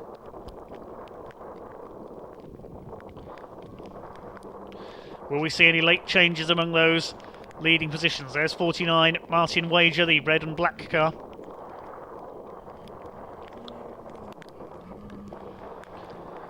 Here comes Aaron Smith. Will he improve again? Sam Summerhays sideways out of Murray's there. Second and fourth in the times respectively. Up and over the line they come. There goes Aaron Smith. Does he improve? No, he doesn't, but he is going to get one more flying lap in, as is Sam Summerhays. He's just come out of the pits, so on his out lap he's now onto a flyer. Kane Astin over the line. And he does a 2:39.668. Kane Astin, that's only half a second down on Andrew Jordan. Now Kane Astin will be one to watch when the checkered flag comes out. He's going to get one more lap in, because there were still 20 seconds on the clock when he crossed the line. Now Kane Astin suddenly finding the sweet spot. Change further down. Mark Sims goes 10th in the number 20. Kane Astin and Sam Summerhays are going to be the ones to watch here. Checkered flag about to go out. The clock has counted down to 0. This qualifying session for the Dunlop Mini Miglia Challenge. See the Mini 7s out for qualifying tomorrow. The Miglias had their first race today, second tomorrow. The 7s race tomorrow. Now watch for the number 11, the grey and day-glow yellow car of Kane Astin coming through. Here come the Colburns. They're going to come through to take the checkered flag. Over the line goes Phil Harvey in the lead category. Sean King finally gets a representative lap time in after his problems earlier. He goes 15th. Colburn's over the line. Did they improve? 5th and 7th for them. So Ben Colburn moves up to 5th, ahead of Rupert Death. James Cuthbertson goes 8th in the 37 car.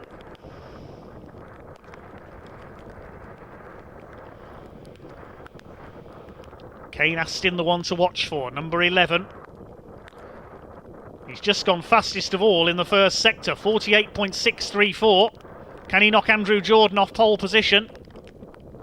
We wait for him to come into sight. What about Sam Summerhays?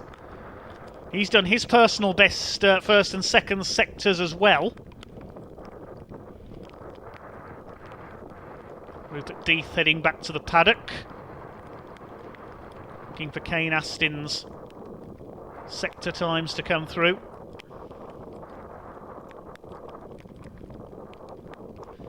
There's Mark Sims over the line, number 20. He stays 11th.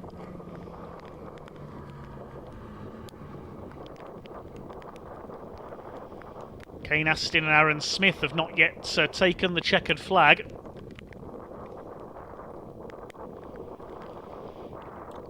Kieran McDonald being pushed away there by the marshals. He's had a late issue. Aaron Smith has come into the pits, and so has Sam Summerhays, so no final lap times for them. They've aborted those laps. What can Kane Astin do? Is he still out there? See a couple of cars in the distance on our shot from above the centre straight. Where is Kane Astin? No, he's not one of those cars. That's Richard Colburn in the blue car. Sean King is in there.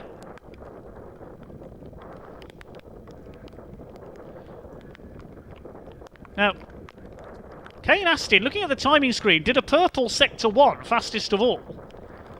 But we haven't had a second sector from him.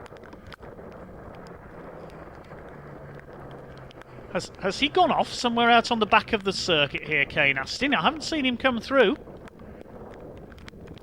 Oh, did he go for one last flying lap? Have we lost the number 11? I don't see him. That's a great shame if we have, because he was gunning for pole position. If we have, it means Andrew Jordan is on pole. No, I can't see Kane Astin out there.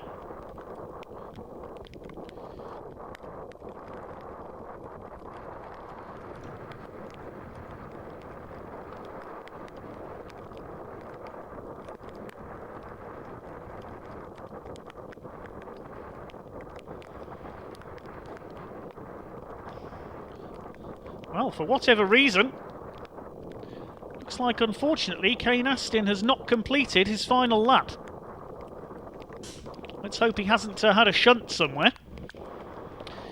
So that means that the grid, provisionally, will line up as follows for the Dunlop Mini Miglia Challenge. Pole position number 77, Andrew Jordan, with a 2:39.131. Second, and hopefully with an undamaged car, number 11, Kane Astin, 2:39.668. Second row, number 21, Aaron Smith, 2:44.185, 3 seconds down on Andrew Jordan. And fourth quickest, number 85 of Sam Summerhays. Fifth, number 55, Ben Colburn, and 6:23, Rupert Death. Seventh place for number 25, James Colburn. Eighth, 37, James Cuthbertson. Ninth, number 34, we lost him earlier in the session, Joe Ferguson. And 10th, number 4, Colin Peacock. 11th, number 20, Mark Sims, and 12th, 88, Kieran McDonald. 13th, number 49, Martin Wager, and 14th, 91, Torburn Astin. 15th, number 44, which is Sean King. 16th on the grill, 69 of Tony LeMay. Final Miglia qualifier 96, Justin Cooper. Then we'll have the lead cars. Quickest of them is number 219, Richard Colburn, with a 2:56.692. Second, 177, Peter Cruz. And then we've got 113, Phil Harvey, 133, Les Stanton, and 126, Peter Hills. As we say, the lead class cars start from a separate grid behind the Miglias. Oh, we don't know at the moment what happened to Kane Astin. We bigged him up as he went on to his final flying lap. He did a purple first sector and then disappeared. Whether the car's had a problem, whether he's gone off on the back of the circuit, we don't know at the moment. And next up on track, we'll be seeing a free practice session for the Superkarts. First round of their Super Series, the British Superkart Racing Club this weekend. A huge field of over 40 karts here. And hopefully we can hear from Gary James for the first time this weekend, if he's in position to take us through free practice, give us an introduction to the weekend in a few minutes' time.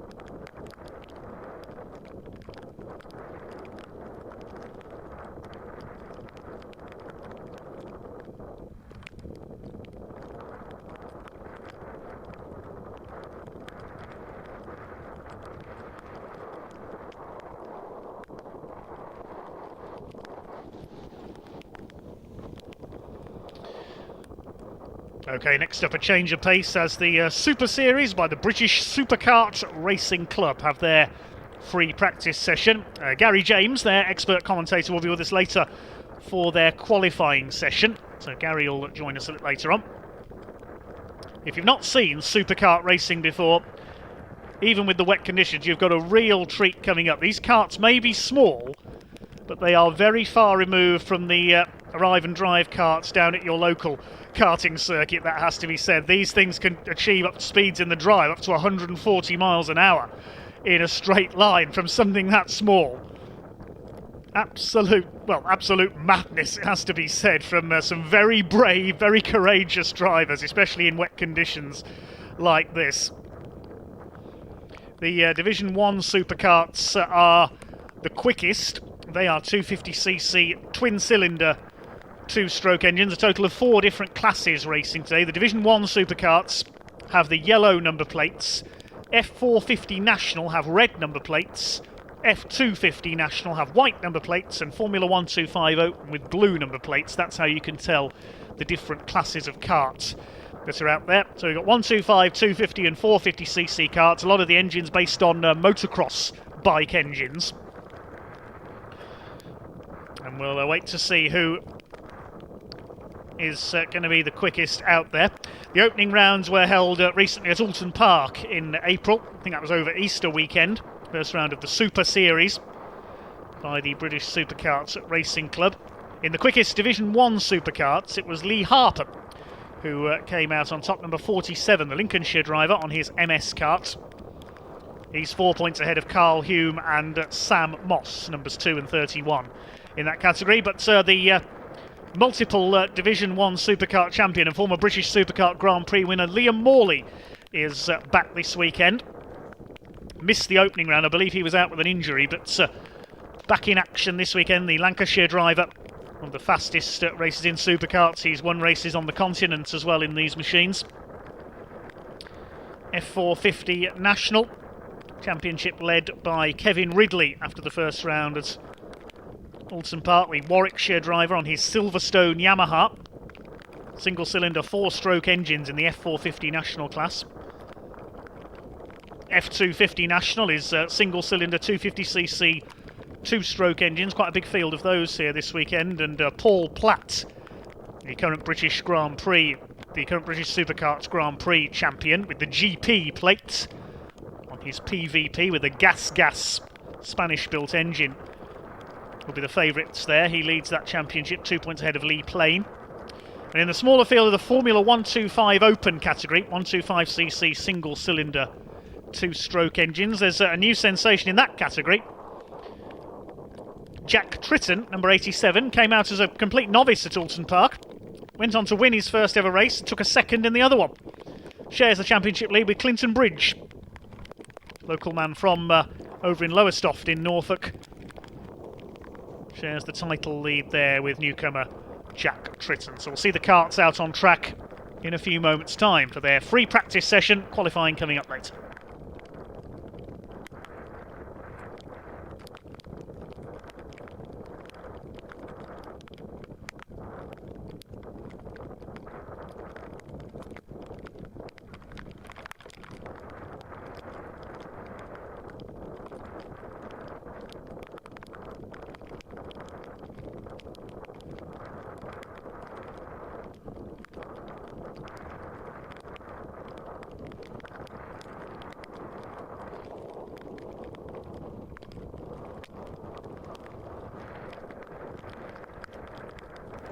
Over 1,000 of you watching on the YouTube stream, thank you very much. And nearly 750 likes. We want 1,000 likes before lunch. Come on, all of you.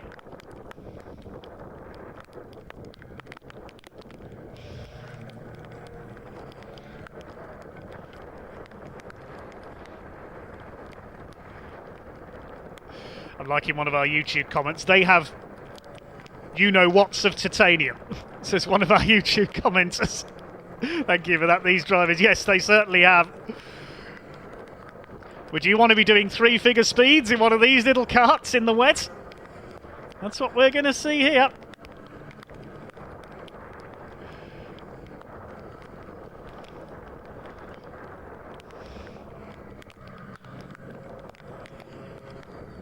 So out they come then, well over 40 karts out there.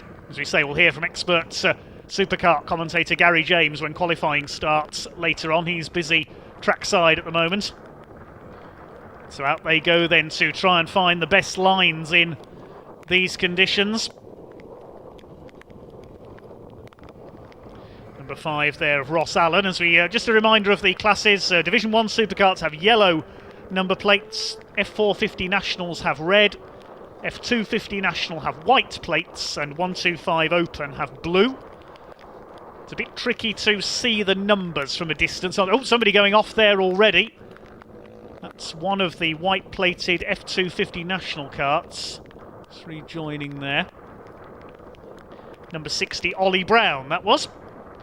As I was just saying, a bit tricky to see the numbers from a distance on some of these karts, so apologies for any missed calls.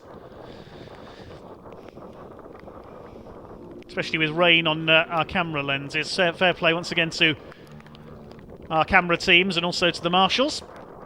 Some of them have their little marshals posts to shelter in, some don't.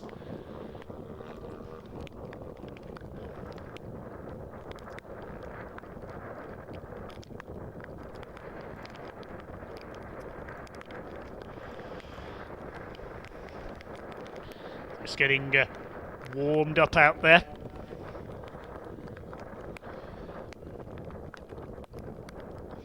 Mixture of different chassis makers as well. The Anderson karts proving the most numerous. Division 1 Superkarts mainly VM engines. A couple of FPEs. The F450 Nationals, mostly KTMs with the exception of Championship leader Kevin Ridley. He's Yamaha powered. In F250 National, mostly DEA engines. A couple of Hondas. And the gas of Paul Platt. Zero plate there, Tom Rushforth going through.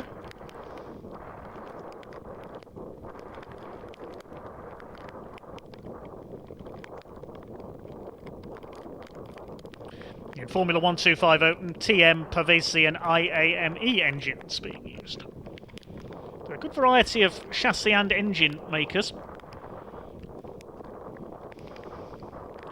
25 there, Luke Plain. A couple of members of the Plain family racing in F250 National this weekend. Wait for representative lap times to come through next time around, so they begin their flying laps. Just over 8 minutes of this session to go, so a quick warm-up session.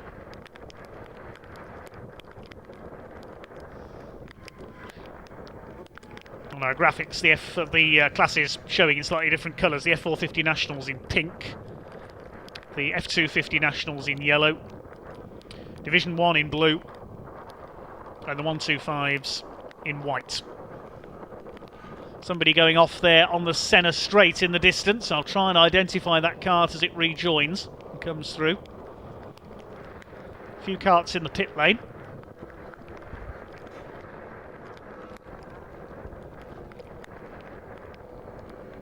Couldn't quite see the number there, unfortunately. It was one of the Division 1 Superkarts.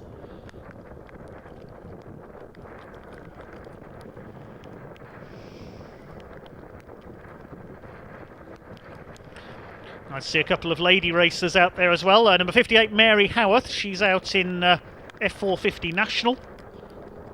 And also Sam Hempshall. She's on kart 35 in the F250 Nationals.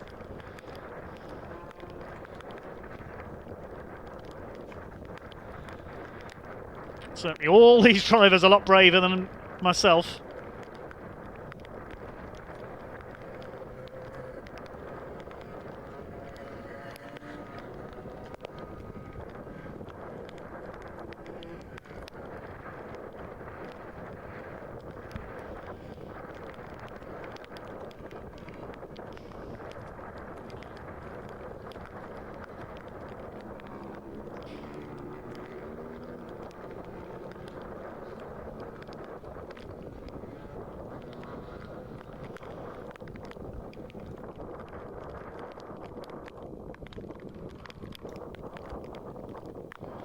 Just under 7 minutes to go then. Some of you asking about the white flags that we've seen on the circuit. It's in UK racing, it does mean slow vehicle on circuit or support vehicle on circuit. It tells the drivers to take great care. In American racing, of course, white flag means the last lap, but slightly different in the UK. We do occasionally see a last lap board being used from the start marshal's posts there on the pit wall. One kart being pushed in there on its stand. That's Jason Dredge, number 79. One of the front runners usually in Division 1 Superkarts. He's 7th in the championship after Alton Park.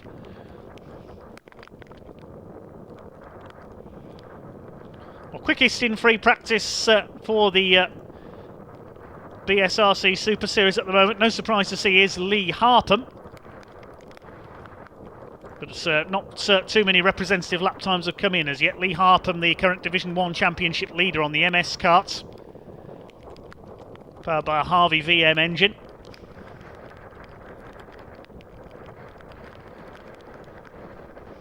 Second quickest, number 5 of Ross Allen, the Merseysider on the Jade.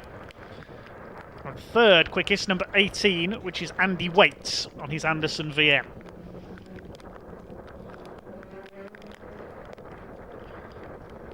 Sam Moss in the pit lane, number 31, but it is just so treacherous. It's a wonder the kart drivers can see where they're going at there. Look at the spray being thrown up off the front wings. 142, Peter Tilson Hawke going into the pits there, the Devonshire driver.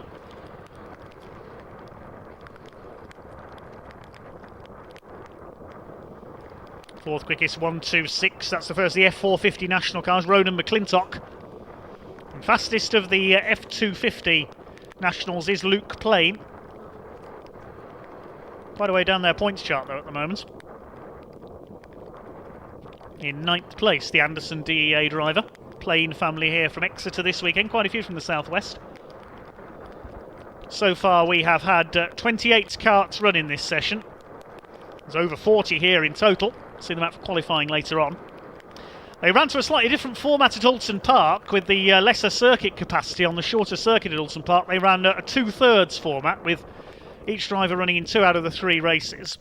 Here at Snetterton with the bigger circuit capacity, it is all in. It will be rolling starts for the Superkart races, and if I remember rightly, the lap times from race 1 determine the grid for race 2. Gary James will confirm that later on, and then the lap times from race 2 decide the grid for race 3.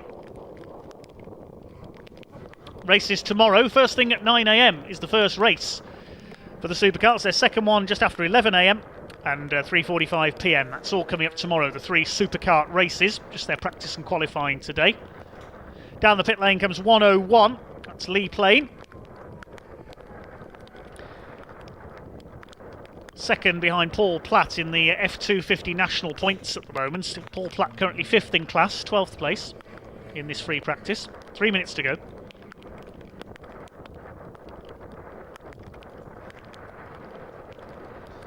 Lee Harpham in the pits as Ronan McClintock goes second. Yet to score a point this year, so looking to make up for lost time from Alton Park.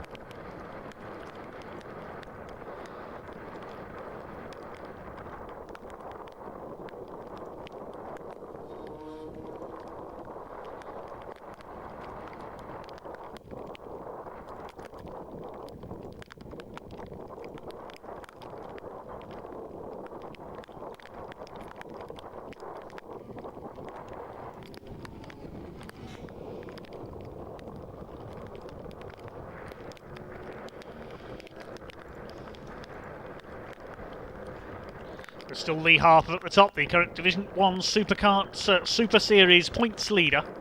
2:39.946 his time.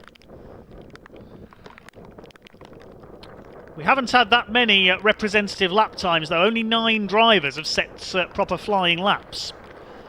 These drivers just treating this really as an acclimatisation session to get used to how wet it is out there. And then they'll save their karts for qualifying. Have we lost anybody out on circuits? Just one showing us not come back in. That's Andy Gulliford, number 26. Very quick Division 1 racer. Just one kart going over the line there. That was the 56 of Michael Goff. He goes second with a 2:43.135. Still over 3 seconds down on Lee Harper. McClintock back up into third ahead of Waits, and Ross Allen fifth. He's in the pit lane. So 3 different classes in the top 3 places now. Lee Harper from the Division 1s. Michael Goff from the F250 Nationals. And Ronan McClintock from F450. Who's the quickest 1:25 open at the moment? That's our newcomer, Jack Trick. 9th place overall. But just over 30 seconds to go, so not much activity, it has to be said, in this session for the Superkarts, their free practice session. As we say, a few drivers just going out to get used to the conditions before qualifying later. Qualifying session is coming up at 3:25 p.m. Next up on track, it is going to be the Britcar Endurance Championship Endurance category. We'll take you through their qualifying session.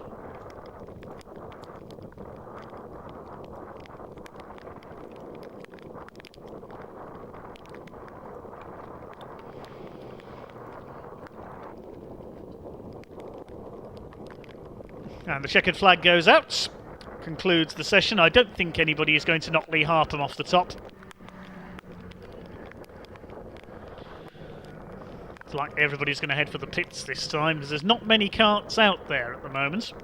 I've lost somebody out there. Carl Kinsey has disappeared, the Welshman, in number 3.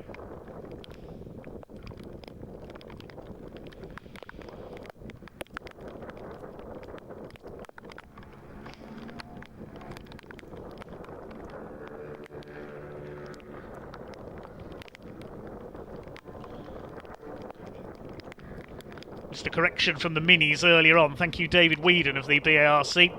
I mentioned Torben Astin. He is the nephew of Kane Astin, not his son. Apologies there to the Astin family. Though Torben's dad, Damon, has raced with the Mini 7 club in the past. So Torben Astin, the nephew of Kane Astin, racing together this weekend. Apologies there for that error earlier on.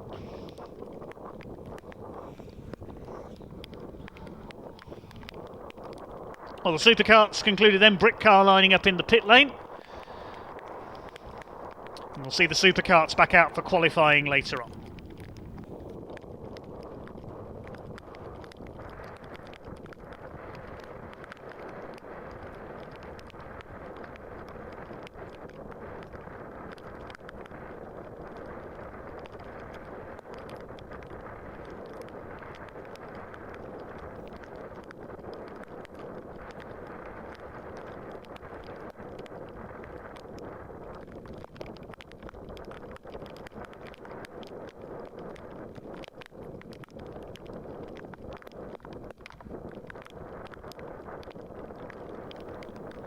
A fine field of GT cars and touring cars lining up in the pit lane, as you can see, for qualifying for the Goodyear Britcar Endurance Championship Endurance category.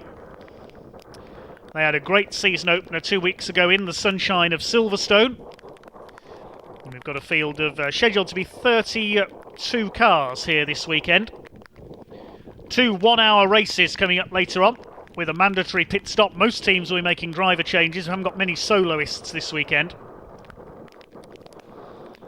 And the top 3 in each class in race 1 will have a pit stop penalty of a few extra seconds for the second race. Silverstone saw a double win for the Lamborghini Huracan GT3 run by JMH Automotive, John Seal and Jamie Stanley. One car that didn't fare so well is the car we see right in front of us there, number 144. That's Chris Goddard, no relation, sharing with Charlie Hollings in the RNR Performance Ferrari 458 Challenge. That car had an accident on the first lap of the second race, and the team has done very well to rebuild that Ferrari over the last couple of weeks, put a new front end on it.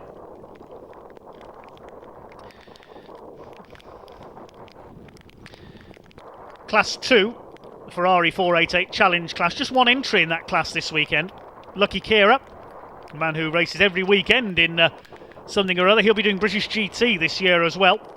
in the Simon Green Motorsport Ferrari this weekend, shared with Ross Wiley, the ex-British GT4 champion. I believe they'll be racing a Lamborghini in British GT. But in the Ferrari this weekend, they won Class 2 in the first race at Silverstone. Didn't start the second one. There were no finishers in Class 2 in the second race because the Class 2 runners got unfortunately taken out in an accident. Class 3, Silverstone, that was won in both races by another Ferrari, the 458 Challenge of Bon Grimes and Johnny Molan. Johnny Molan, an international level sports car racer for many years in the FF Corsa and Red River Sports Run car. While Class 4, first race was won by Alex Day and Will Foster in their Seat Cupra TCR car. And in the second race, it was the Audi RS3 TCR, run by Simpsons Motorsports of Sasha Caccard and 16-year-old Hugo Cook. They're out again this weekend. One extra class this weekend, Class 2 Invitation. And there's one car in that, John Dillon and Phil Quaife in their Ferrari 488 Challenge. An invitation class car because it's does not comply fully to Class 2 rules. Look at the water there in the pit lane as they come out. That gold car there, the first of the Pragas. Of course, the Praga Championship running with Britcar this year, and the gold car is the car that I'm sure most of you are watching out for. That is sim racer Jimmy Broadbent, sharing with reigning Britcar champion Jem Hepworth. Has our view count gone up by any chance on our YouTube stream? I'm sure it has. Yeah, 1,400 of you watching now. Give us a like. 876 likes so far. We've got Porsches out there, we've got McLarens. There's the Ferrari of Bon Grimes and Johnny Molan. We've got Lamborghinis. There's John Seal and Jamie Stanley's car, the black and white Lamborghini there. And there's the huge Nissan GTR GT3. Reigning champion, Danny Harrison. He was in a Praga last season with Jem Hepworth. Now in the Nissan with Richard Wheeler, the Fox Motorsport car. Last car out, well, not quite last car out. So there's 32, Mark and Peter Cunningham, the father and son team in their Porsche. The Team Brit Aston Martin is there. That's driven by Bobby Trundley, Ace Carter and Aaron Morgan, the disabled driver. Team Brit, of course, helping those drivers to overcome physical and psychological challenges. A team run by ex-servicemen. Good to see the Jaguar F-Type is out there as well, of Callum and Adam Thompson, the New Barn Racing Jaguar F-Type V6. That failed to run at Silverstone with engine issues, so good to see it out there.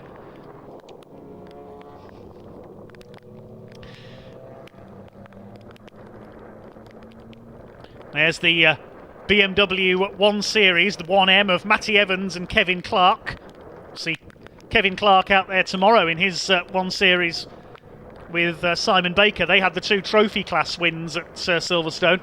They race tomorrow.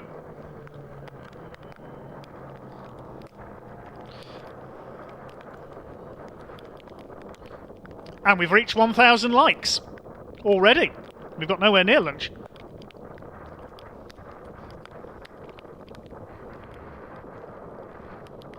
There's another of our Class 1 contenders, number 77, the Dave Scaramanga, Will Powell, Motus 1, McLaren 650S. They were racing at Castle Combe last weekend in a Cupra TCR car, the Motus 1 team. Now there's the green and white Cupra, that's the EDF Motorsport car, Ash Woodman and Martin Byford. They were fastest in free practice this morning, overall. For those of you asking who's in the car, we don't know for qualifying, we will know for the races. Nice on-board shot here. That's the number 88 car, that's the Jaguar F-Type. Callum and Adam Thompson carrying our on-board camera.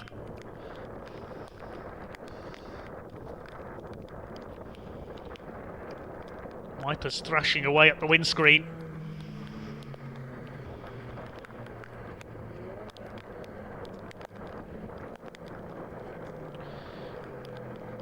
Somebody asking on YouTube at the moment, when are the Saxos out, the junior saloon cars? Their qualifying sessions, the first session after the lunch break. Their races tomorrow. Okay, so we'll wait for the times to start coming in then. I won't say flooding in these conditions. There's that big Nissan. I know there were a few people commenting on how much bigger that Nissan GTR is than its opposition. There's the McLaren. We didn't see that out at Silverstone. The Class 4 McLaren, Andre Borodin and Ed Peed in that car. Look at this group coming down the straight. We've got the Golf TCR, the BMW 1M, Marcus Fothergill's Porsche, the BMW of Nathan Wells and Mark Stewart was in there, the BMW M3 GTR. That's in Class 3.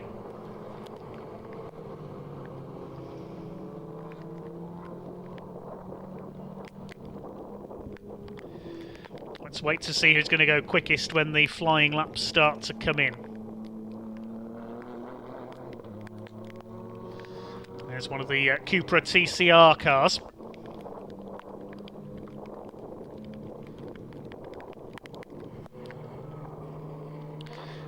Ah, that's Tim Docker. He's changed car. He was in his Golf TCR at Silver. That got down. Oh, hello. Interrupt myself there because we've got a couple of incidents. The McLaren of Will Powell and Dave Scaramanga had its door open as it came past, and we had one of the Pragas spin in the background as well. They are a real handful in the wet, those cars. But just noticed a change of car. Tim Docker, supposed to be in his Golf TCR, but that got damaged at Silverstone, so he's in a Cupra. There is a Golf TCR I've noticed out there. I'm not sure who that is at the moment.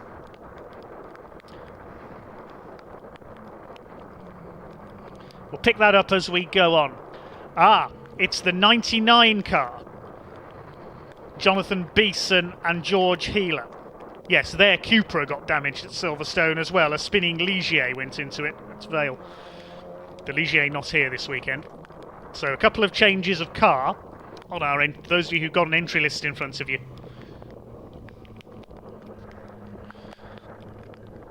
There's the Ferraris. Lucky Kira, multi-talented racer, sharing with Ross Wiley. There's the 87 Praga, that's Jimmy Broadbent.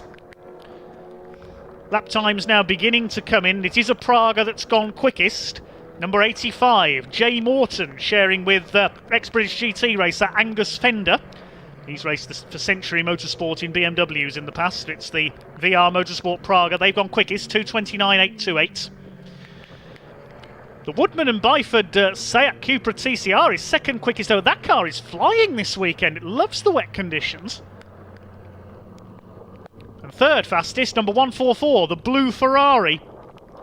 That of Goddard and Hollings. Bon Grimes and Johnny Molin fourth. Then it's the Nissan GTR of Wheeler and Harrison. And then the number 61 Ferrari. That's John Dillon and Phil Quaife. Phil Quaife, a very quick driver. He's done Masters Endurance Legends, among other things, in his Ferraris. There's the GT4 McLaren in Class 4. A couple of Porsches.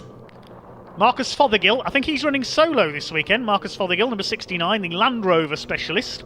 Runs Bespoke Defenders. Normally shares with Dave Bennett, the professional photographer. Both long-time Porsche racers, but I don't think Dave's here this weekend. It's Marcus running solo. On board with the Jaguar. Where's that at the moment? 12th quickest. We've seen 30 cars on track so far. Tim Docker moves his Cupra up the order, up into 9th place overall. One of the Pragas sliding a bit there. That's, I think, the 333 car. The Three Lions car. Abby Eaton, one of Britain's leading female racing drivers. The W Series competitor in that car. Shared with Gordy Much. He's graduated from junior saloon cars up through the ranks of Ginetta Racing. The young Scotsman.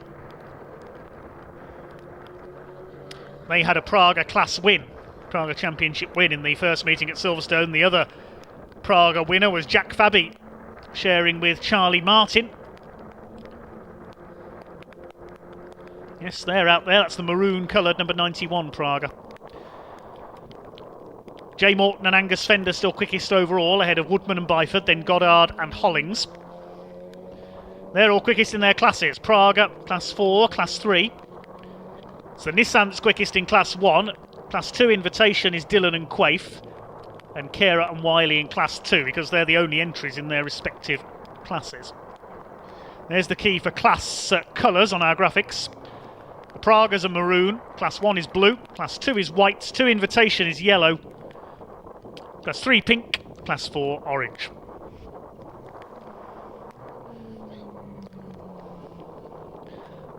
Today is actually 5 years to the day since I last commentated on Britcar at Snetterton. It was blazing sunshine that day, I remember, and I spent most of the day on the pit wall doing interviews when cars pitted. What a contrast. There goes the Jaguar. We're on board with it, and they're up to 12th place now. 2:42.837. And Johnny Molem has just gone quickest to 24.909 in the Ferrari. So the Ferrari goes quickest overall. And the other Ferrari is fourth, John Dillon and Phil Quaife, number 61. Pack of cars there, VW, Porsche, BMW, McLaren. McLaren running a bit wide there. There's the team Brit Aston Martin. The red Ferrari there of Lucky Kira and Ross Wiley in the pit lane. We've still got plenty of time to go, 20 minutes of this qualifying session left.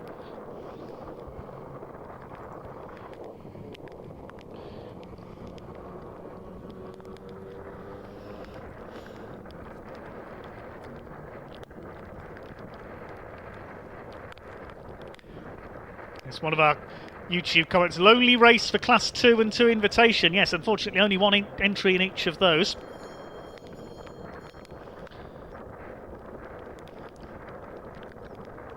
A couple of the Class 2 cars unfortunately involved in incidents at Silverstone haven't been able to repair in time.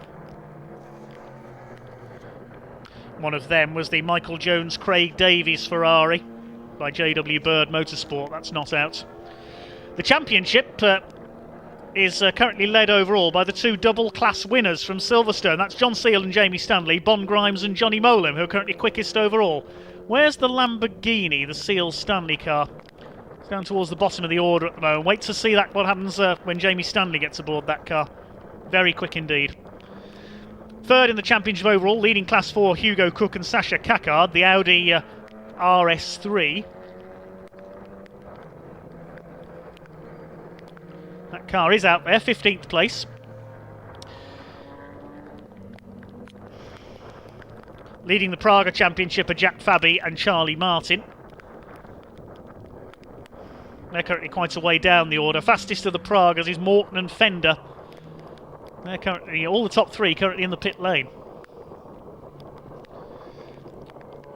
The Cupra of Nick Hull and Richard Avery moving up the order into 8th place, former Porsche racers. Johnny Molem has done a 2:24.909. He's 1.25 seconds quicker than Jay Morton and Angus Fender. A couple of other well-known YouTubers out there this weekend in the Praga category as well. Miles Lacey and James Walker, aka Mr. JWW, are out there in car number 7, but we haven't seen that car do a flying lap yet. They may have had a problem. Maybe that was the Praga that spun earlier on, up at Coram. It's Grimes, Molem, Morton Fender, Woodman Byford, Dylan Quaife and Goddard Hollings, your top 5. In fact, all the top 4 overall are quickest in their classes. You can see there the multiple colours on our graphics. Alex Day and Will Foster are 6th. They had a Class 4 win at Silverstone. Wheeler and Harrison in the Class 1 pace-setting Nissan are 7th overall. It's Hull and Avery. Peter Urseg in his Porsche. And Tim Docker now in the Seat, not the Golf, rounding out the top 10.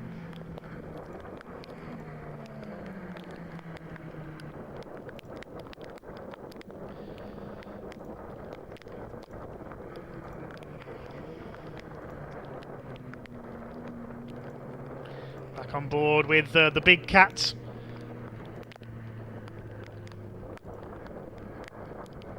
There's the Jaguar at the moment, 17th quickest. They've been bumped down slightly. Looks like he's come into the pits.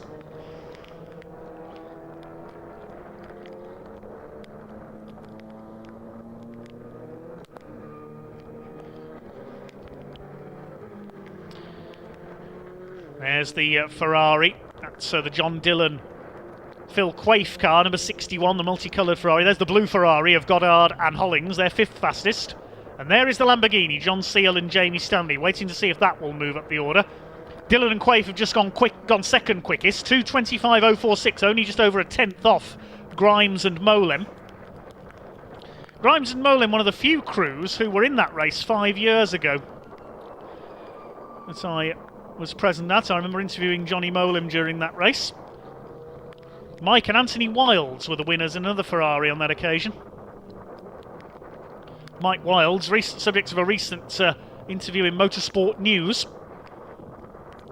He's raced everything in his long career.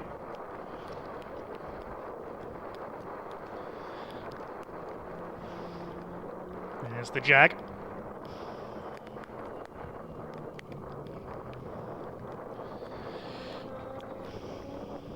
Down the pit lane comes Matty Evans and Kevin Clark's crazy BMW 1M.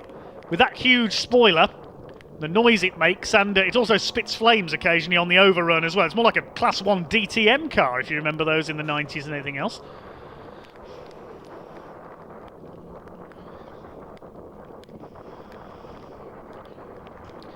We will be able to bring you the starting drivers for the races later on.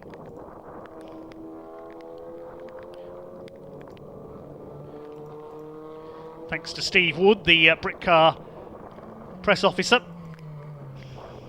He'll be able to get us the starting drivers after qualifying.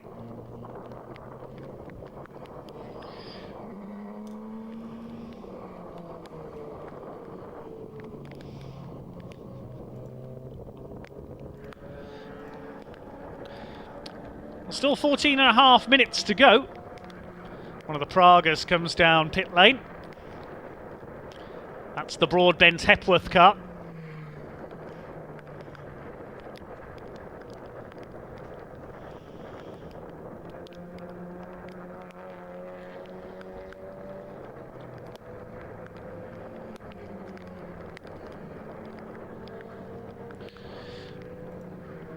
A few of our YouTube fans still watching out for Mr. JWW, James Walker, in car number 7. That Praga looks like it's got a problem. It hasn't yet set a lap time.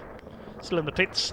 We have a new fastest time, 2:23.156 by, just as I say that, it gets knocked off the top by Jamie Stanley, who's now in the 55 Lamborghini. He's just done a 2:19.035. I said to watch for that Lamborghini once Jamie climbed aboard. 4 seconds quicker than the time just set by Danny Harrison in the car share with Richard Wheeler, the Nissan GT3. Lucky Kera and Ross Wiley up to 3rd. Grimes and Molem go down to 4th. Now it's hotting up. If anything, the light, whisper it, is improving slightly here at Snetterton. I think the weather is... Well, I don't want to... No, I won't say it. I don't want to put the curse of the commentator on things. Let's just hope.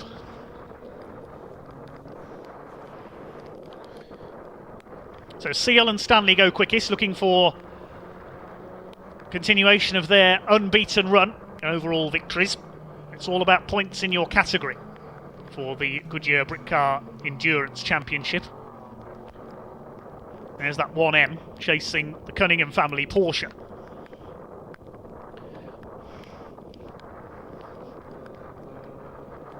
Oh, the Audi RS3 a bit sideways there through Murray's. That's the Hugo Cook Sasha Caccard Simpsons Motorsport car, leading the Class 4 Championship at the moment. Hugo Cook also debuted that car in the TCR Touring Car Championship recently. Flashing the headlights, it comes down the pit lane there, the number 6 BMW, Nathan Wells and Mark Stewart. They had a fairly quiet time of things at Silverstone. Johnny Molem back into 2nd, 2:22.217 from the Ferrari. Bumps Harrison and Wiley down to the 2nd row. Wheeler and Harrison, Kera and Wiley. The Lamborghini goes quicker again. Jamie Stanley, 2:19.035. Frantically flashing the lights there. The red Ferrari of Kera and Wiley. What does that do for them? Well, they stay 4th because Wheeler and Harrison go back onto the front row. 2nd fastest for the Nissan GT3, the Fox Transport car. That'll be lots of Fox emojis appearing in our YouTube chat for that car.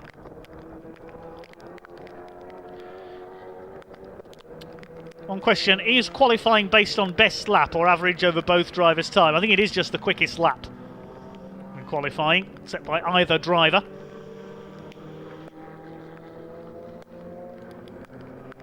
Nissan very nearly pipping the Lamborghini there, Wheeler and Harrison. 2:19.108, 0.073 off Jamie Stanley's pace. Grimes and Molan third, Kira and Wiley fourth. And Dylan and Quay fifth, Richard Wells and Alex Kapadia in their Praga, sixth quickest, the 111 car.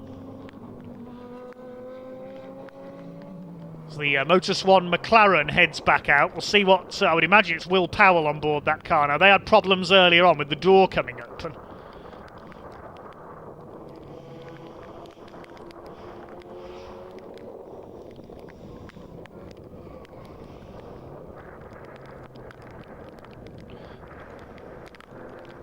Just over 10 minutes of this qualifying session to go for the Britcar Endurance Championship Endurance category, setting the grid for both races this time. At Silverstone, the grid for race 2 was set by the finishing order of race 1. This time, the second fastest time in each session, in this session, will determine the grid for race 2. Told that's a result of safety precautions, because they didn't want faster cars that hadn't finished race 1 starting from the back and causing a bottleneck at the start of race 2. So Seal and Stanley quickest overall in Class 1. Quickest in Class 3 are still Grimes and Molan, third overall. Quickest of the Pragas now Wells and Kapadia. They've gone above Morton and Fender, sixth overall. And quickest Class 4 is still Woodman and Byford, performing heroics in their Cupra.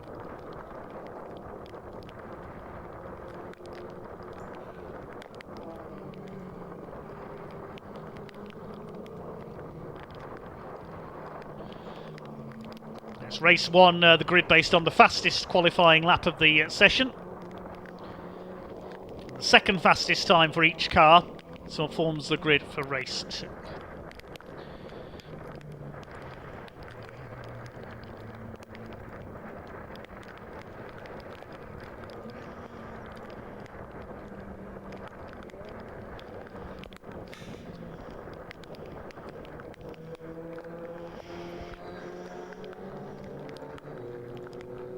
Will we see any major changes at the top then? Jamie Stanley's on quicker again, 2:17.635. He's now nearly 1.5 seconds up on the Wheeler Harrison Nissan.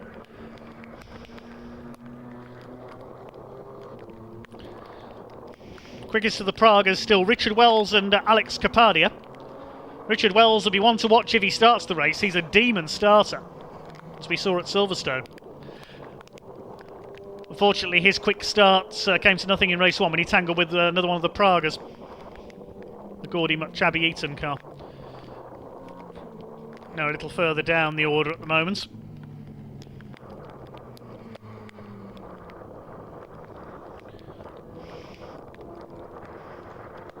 It's going to be a rather jumbled grid, thanks to the conditions, proving a great leveller here. There goes the 77 McLaren. Still no real improvement from them. Still 27th. The 650S.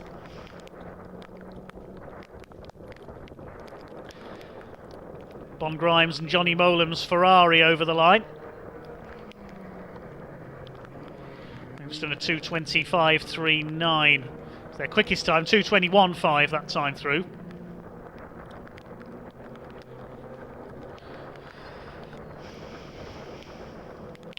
It's Lamborghini and Nissan on the front row at the moment, then the 3 Ferraris, then the first of the Pragas.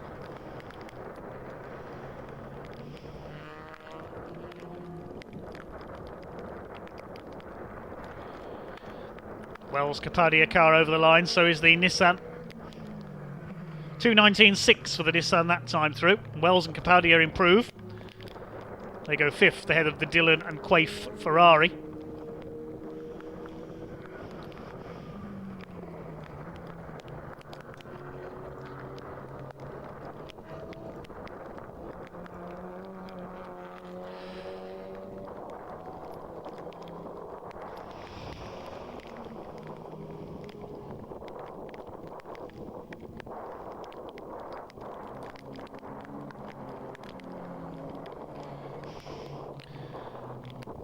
There's the EDF Motorsport crew pushing the Cupra TCR out of the garage. Ex-British touring car racer Martin Byford sharing with Ash Woodman.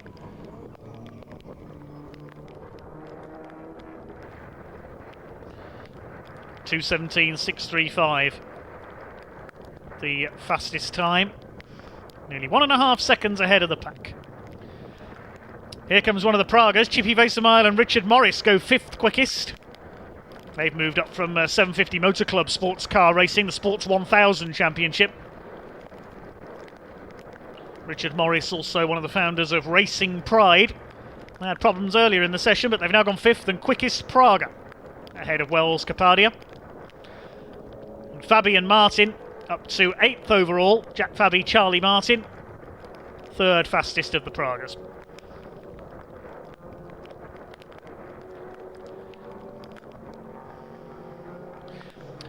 The McLaren of Will Powell, David Scaramanga moves up to 14th, a 3rd in Class 1. The Lamborghini comes in, getting ready for one last shot to increase the gap. Just a new personal best as well. Johnny Molim goes 2nd, 2:18.011.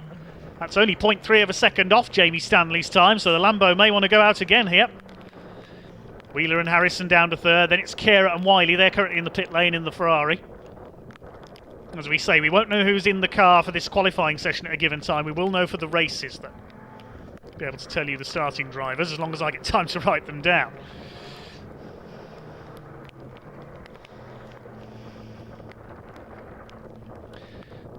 Looks like the Ferrari there has finished its session, number 24. Lucky Kera, Ross Wiley. Here comes the Lamborghini, though. That's going back out. That'll be Jamie Stanley on board. One of the Pragas. Behind it, that's the Abbey Eaton Gordy Much car.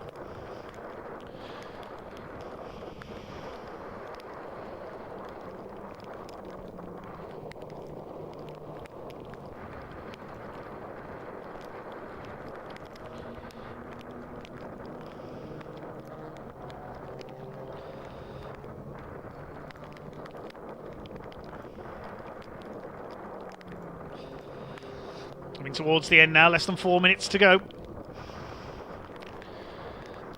The only one of the main players that's in the pits is the Kera and Wiley car. But as long as they complete the distance and are classified, they will get maximum points in their class, of course, because they're the only Class 2 entry, unfortunately, this weekend.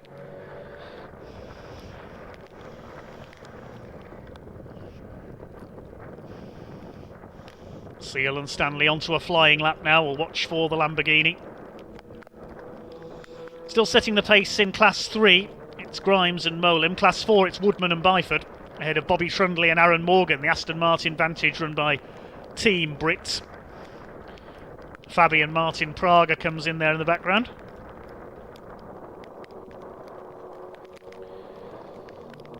Unfortunately, it looks like the car of James Walker and Miles Lacey has had a problem. As over the line goes the Ferrari of Johnny Molim, a 2:24 that time through, so a bit off the pace. The Lamborghini is the one to look for, also the Nissan GTR if it's out there. I think that's still out on track. Over the line goes the McLaren, that doesn't improve. There's the other McLaren, the GT4 McLaren of Borodin and Peed. They're 16th quickest. They could be one to watch in Class 4.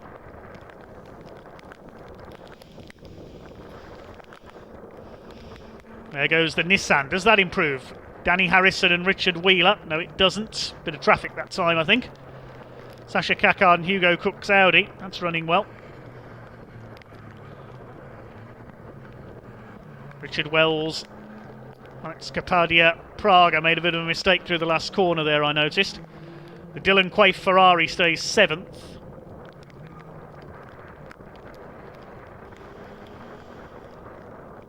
Waiting to see if Jamie Stanley can improve here in the Lamborghini. Here he comes over the line. No, he doesn't improve that time through. That was quite a slow one, actually. He's going to go for at least one more lap. We've got over 90 seconds till the checkered flag comes out. There's the Jaguar.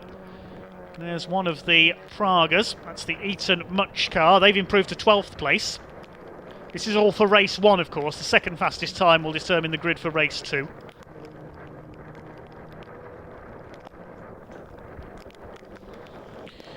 There goes Woodman and Byford. They're still setting the pace in Class 4, 11th overall. It's a good performance by the Cupra TCR crew, run by Eddie Farrow and the team from EDF Motorsports. There's your leaderboard in the classes.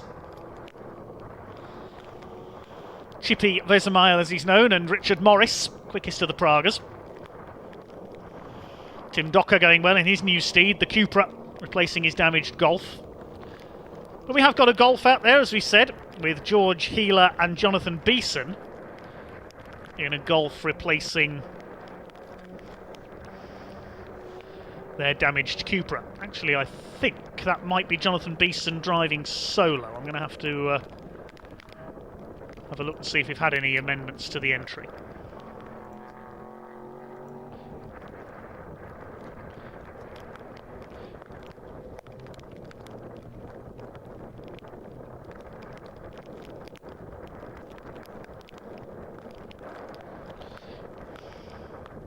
A couple of cars we are missing from Class 4 that were booked in. We'll bring you that in a moment because the checkered flag is about to come out, and we have a change at the top of the times as I talk to you there.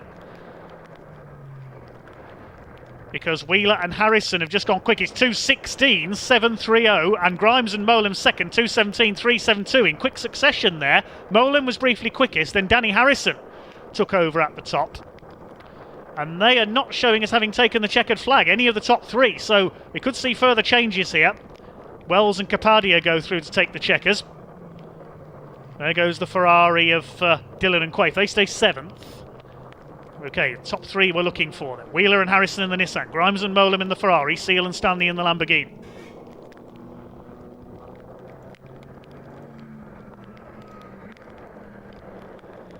Who's going to come through first?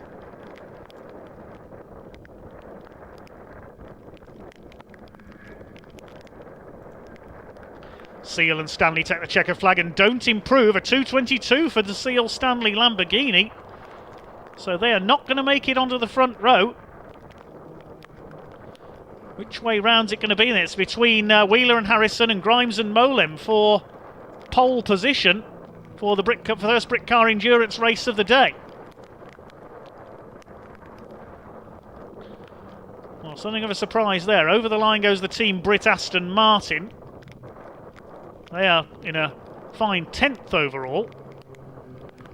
And Woodman and Byford have just gone 6th overall with their last. That's brilliant from the Class 4 car. All changed towards the end of this session. There's the Ferrari of Molan. Where does he come in? He doesn't. Beats the Harrison time. Personal best of 2:16.826. He's less than a tenth of a second off the Wheeler-Harrison Nissan. Wait for the Nissan to come through, see if it improves again, but Johnny Molan doesn't manage to knock them off pole position, so it is going to be the number 23 Fox Motorsports Nissan GTR GT3 that will start on pole position provisionally for our first Britcar race of the weekend.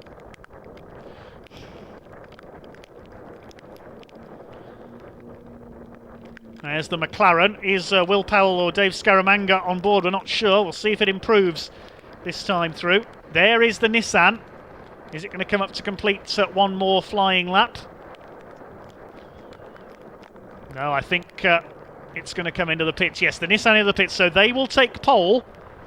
We'll run you through the grid then. Richard Wheeler and Danny Harrison will take pole position for Britcar Endurance Championship Endurance category race 1 with a 2:16.730. With a 2:16.826, second quickest and first in Class 3, Bon Grimes and Johnny Molan in the Ferrari. Third quickest, the double winners from Silverstone, John Seal and Jamie Stanley with the Lamborghini, 2:17.635, less than a second covering those three. Fourth quickest, the first of the Class 2 cars, Lucky Kera and Ross Wiley with their Ferrari number 24. Fifth fastest, the first of the Pragas, Gordy Much and Abby Eaton. I missed that, they went up to 5th overall in the closing stages with the Praga number 333, 2:24.087. Sixth quickest and first in Class 4, a great effort by Ash Woodman and Martin Byford in the Cupra TCR, 2:24.452. Seventh quickest, Chippy Vesemile and Richard Morris, number 29 in their Praga. Another Praga, eighth quickest, treble one of Richard Wells and Alex Capadia.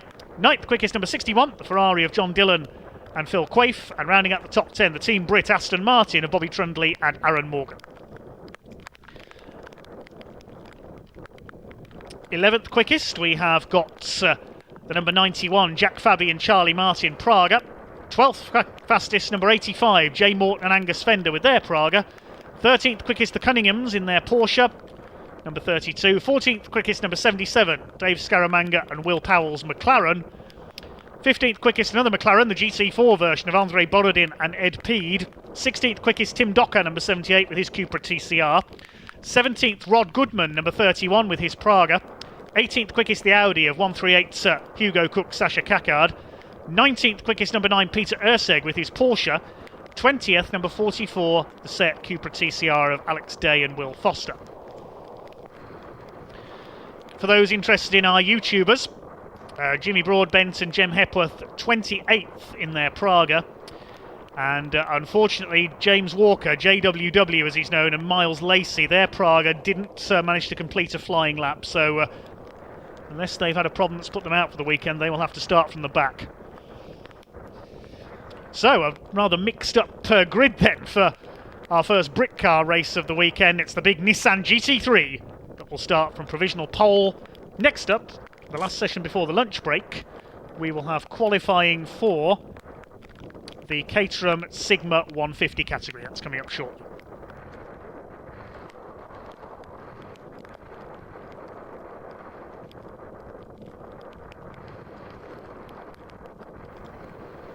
It's just confirmation there, as I surmised. Car 99, there is a change there. Jonathan Beeson is driving solo. George Healer is not out. A couple of cars we were missing that booked in for Class 4. We haven't got Lee Frost and Nathan Hanslip's Porsche Cayman, nor the Alberts family with their Aston Martin.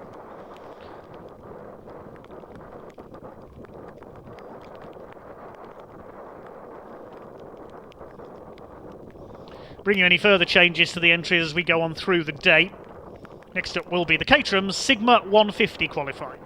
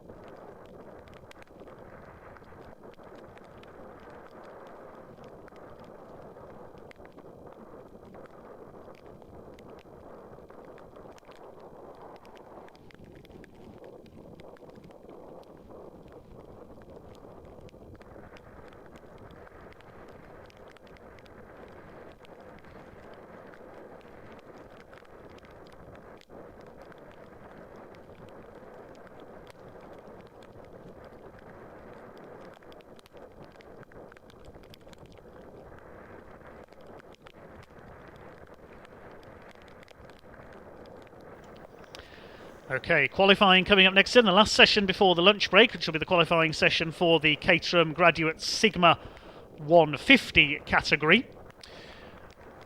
Thanks to Adam Harrison, the promotions PR man for the Caterham Graduates Racing Club, who's got in touch with details of that car we mentioned was being shared by two drivers, the father and son pairing, the Lamberts family from Hertfordshire. It will be Richard driving in race 1 this weekend, and his son Matthew will be in race 2. They will both have to set qualifying laps though in this session.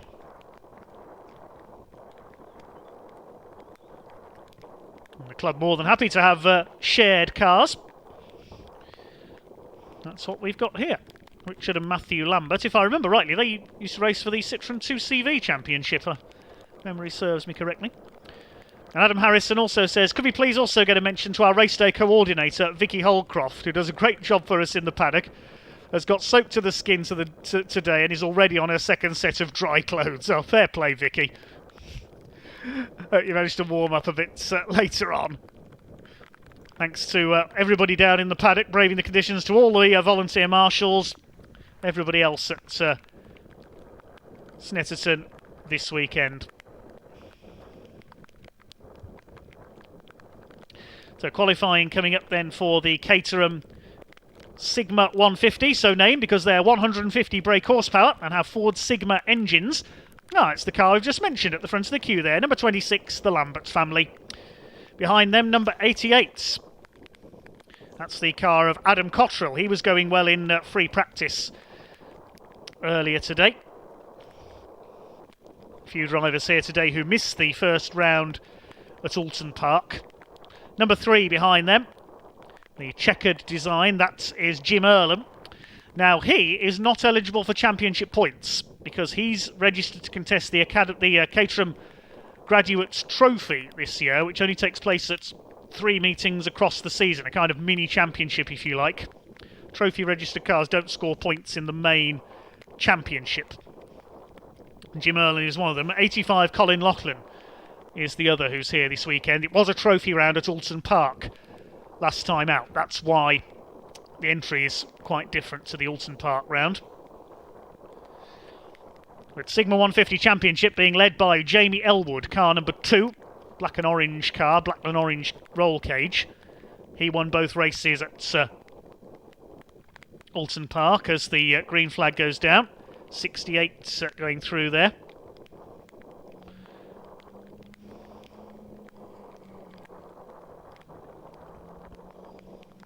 .58, sorry, that's Rob Warner. 172 Mark Smith. 66 of Barry White. No, not that one. There's Jamie Elwood, the championship leader, looking for a hat-trick of wins in the first race, which will take place tomorrow. First race is at 9:55 a.m. Very bright green machine there. Number 15, that's Kim Raymond. 42 is John Benfield. We saw him have a spin in free practice. Number 40 at the back of that little group. 46 rather, that's Jamie Winrow. Just picking out the numbers and colours on these cars. 20 minutes of qualifying then to set the grid for our first Caterham Graduates Racing Club Sigma 150 category race. We must thank the various sponsors of the Caterham Graduates Racing Club. Main sponsor Yokohama Tyres, Yokohama rain tyres in these conditions. Ryan Motorsport Insurance, which is run by Ryan Moan, a racing driver himself, races Porsches. Maybe we'll see him in the Caterham someday. Downing Intellectual Property, independent patent attorney specialising in patent, trademark and design protection. Molson and Associates, another sponsor. They are opticians. Andy Molson has been racing with the club for many years.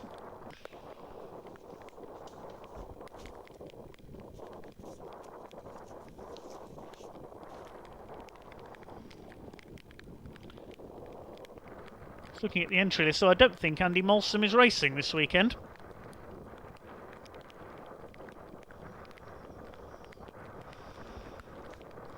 Also Classic Carbon, run by David Lale.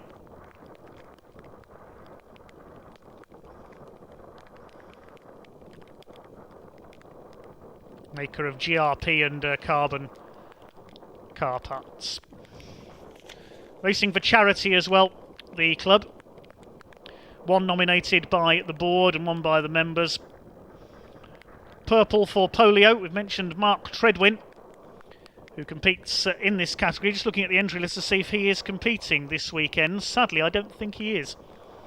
But he's behind Purple for polio, attempting to eradicate the disease from the world. It has now almost gone. And also Sporting Bears. The Sporting Bears Motor Club, raising money for children's charities with a variety of social events, touring events, and classic car rides as well. Rob Oldland, Caterham racer, is a member of them, but he's joined the marshalling team this weekend. So there we go, heading round in a crocodile at the moment in this session. I'll wait to see when the lap times start to come in.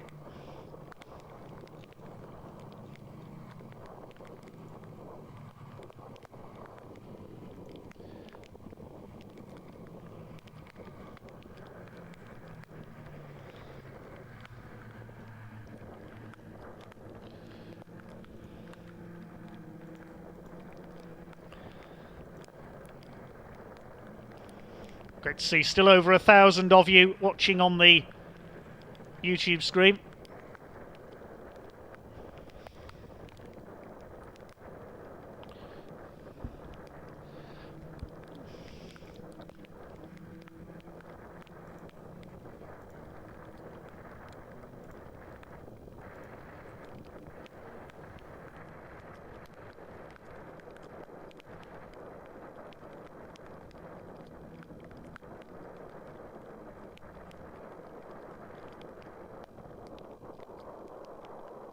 Now we should have 24 cars for this session. Yes, they're all present and correct. All started their laps.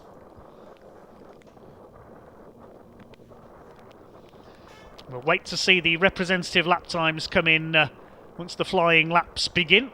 Now we see all 24 names. Jamie Elwood, the main man to look out for, as you mentioned, along with Andrew Whitton, number 112. He had a podium place at the opening round, as did Harry Kramer, number 121. James de Lusignan was up there. Barry White, number 21, Roger Ford. 99, Gideon Wilkinson. Rob Warner, 58, and number 19, Mark Gibson. They're the main names to watch. Douglas Christie, who was second in the points after Alton Park, is not here. But all the other front runners are.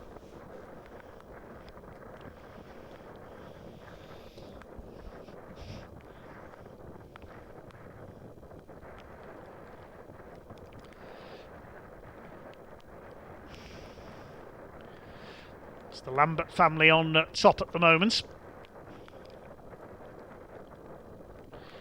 They've raced two CVs, Mazda MX-5s, karts, Porsches, you name it, the Lamberts have raced it.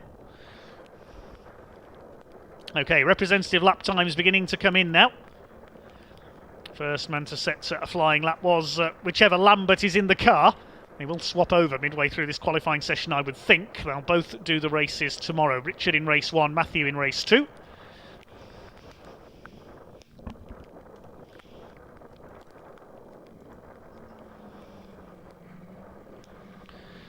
There's Barry White, the car with the red wheels.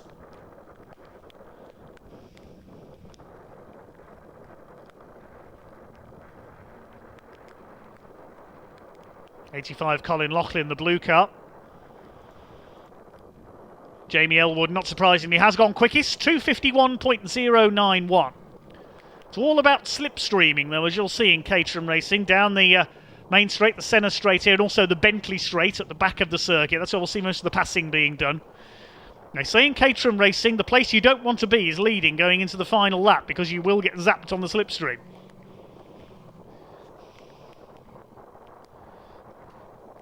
Adam Cottrell, number 88, second fastest. The local hero from Norwich. Jamie Elwood from Leicester. And Harry Kramer, number 121, has gone third quickest. Comes from near Manchester. Jonathan Ems goes fourth fastest, number 83. Rounding up the top 5, Jim Earlham in number 3 after the first flying laps have come in. All 24 cars running A-OK at the moment. This qualifying session for the Caterham Graduates Championship Sigma 150 category. We'll see the grid split in two for the later qualifying session. Of course, the Sigmax cars go off the front. The Sigma 135s will be off the back of the grid.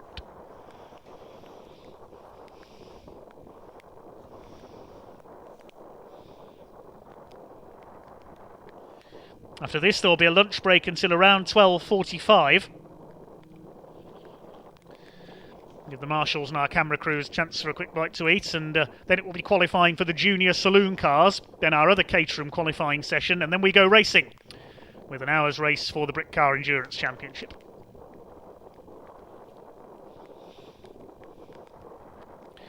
All these Caterhams using identical 1600cc Ford Sigma engines, tuned to an equal 150 brake horsepower. As we said during free practice, the Caterham Graduates Racing Club, if the name is unfamiliar, it was designed for graduates of the Caterham Scholarship, or the Caterham Academy, as it's now known, run by Caterham Cars. They do run their Academy Race and Sprint Series for novice drivers. Lambert has gone second, whichever Lambert it is, whether it's Richard or Matthew in the car, I'm not sure. He's second. Jamie Elwood, though, blows everybody out of the water, literally. 2:47.587, that's 4.5 seconds quicker than everyone else.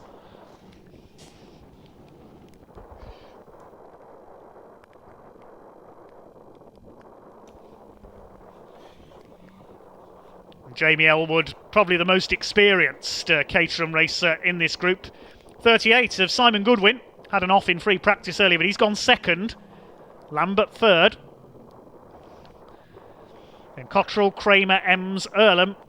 46 of Jamie Winrow, Barry White and John Benfield round out the top 10.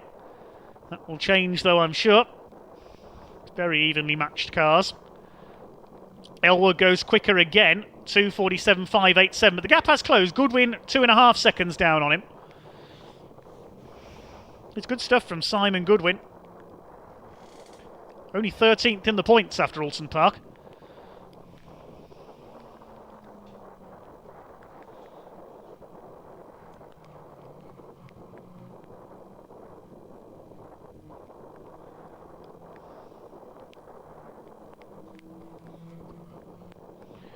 Over the line comes the green machine. That's Kim Raymond.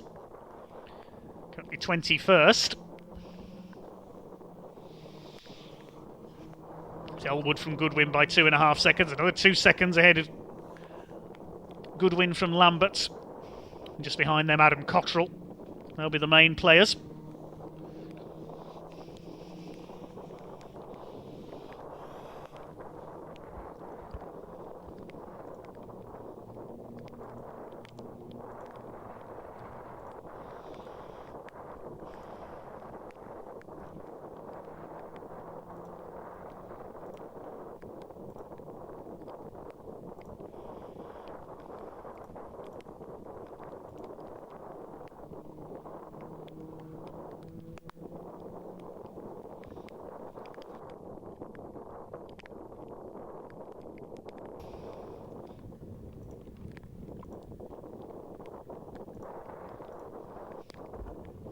Eight and a half minutes to go in this qualifying session then.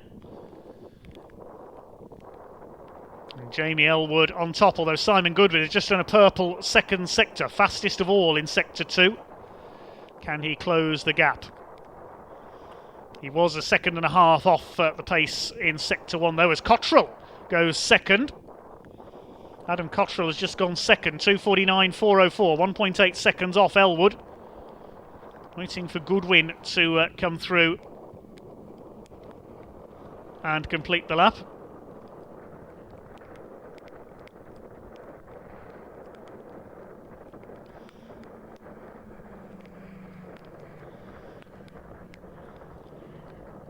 Harry Kramer goes second quickest. Goodwin goes third. Harry Kramer jumped in there for second place, and he's only 900ths of a second off Elwood's pace. They're reeling in that super lap time by Jamie Elwood. Kramer does a 2:47.67 second. Goodwin a 2:48.293. It's getting close at the top now. 46. Where did that come from? Jamie Winrow goes third fastest. 2:47.924. And suddenly, from Elwood being 4.5 seconds up on everybody else, there's only 0.7 of a second covering the top 4. John Benfield goes fifth. 2:49.351.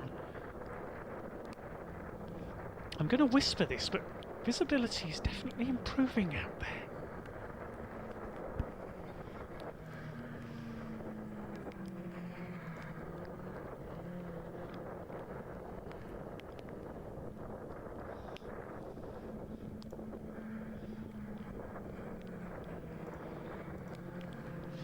Elwood from Kramer, Winrow, Goodwin and Benfield, your top 5. Then just behind them, Adam Cottrell.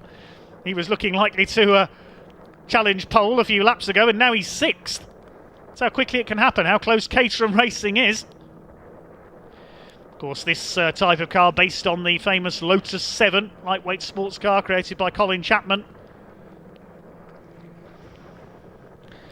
A design made by Caterham in various guises for decades now.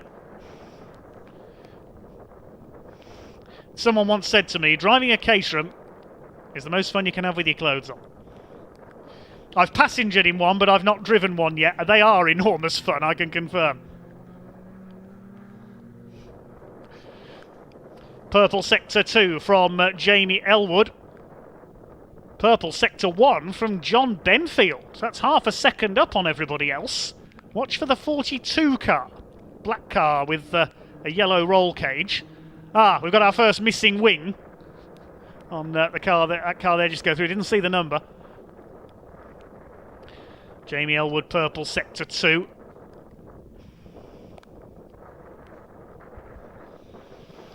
Watch for Benfield. There could be a big improvement here from the 42 car this time through.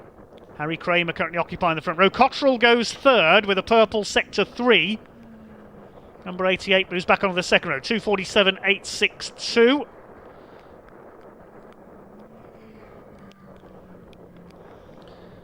Wait to see what John Benfield's going to do. No, he's much slower in Sector 2, a 1:21. So problems there. He may have been held up in traffic, or whether he's had a moment somewhere. That lap has gone for John Benfield, sadly. Elwood goes quicker again. 2:45.938. Jamie Elwood responds. He's 1 3/4 seconds up on everybody else now. Fastest in Sector 3 by a clear margin. So it's Elwood still from Kramer. Cottrell, Winrow, Goodwin, Benfield, Barry White, number 66, up to 7th. Then the 1:10 of James Gilmore is 8th. James de Lusignan is 9th. And rounding out the top 10 is Lambert in 26. Just ahead of Andrew Whitten, 3rd in the championship coming into this round. Needs to improve a bit. 24 cars still out there. Slowest at the moment, number 93. That's Rob Appleton, looking to improve, the Nottinghamshire driver. Jamie Elwood, Caterham veteran at the top, the man from Leicester. 121 of Harry Kramer.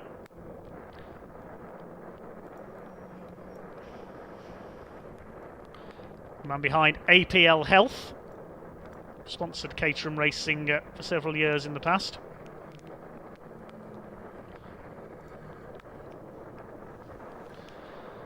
Let's see if we get any more changes at the top this time through. 172 improving further down the order. Mark Smith up into 15th place. 3.5 minutes remaining. Another Purple Sector 2 from Jamie Elwood that time through. Fastest of all in the first sector goes to the 46, Jamie Winrow. He's improving. The Winrow family have been around Caterham Racing for some years now as well. We'll see Ben Winrow in the Sig Max category. Equivalents to Caterham Supersports cars. Just again a reminder that this is not our full camera coverage. We'll have more cameras when racing gets underway after the lunch break. We will have a couple of qualifying sessions first of all. We will be switching streams incidentally after lunch if you're watching via Facebook. We'll switch to our Saturday afternoon stream for the next session coming up after lunch.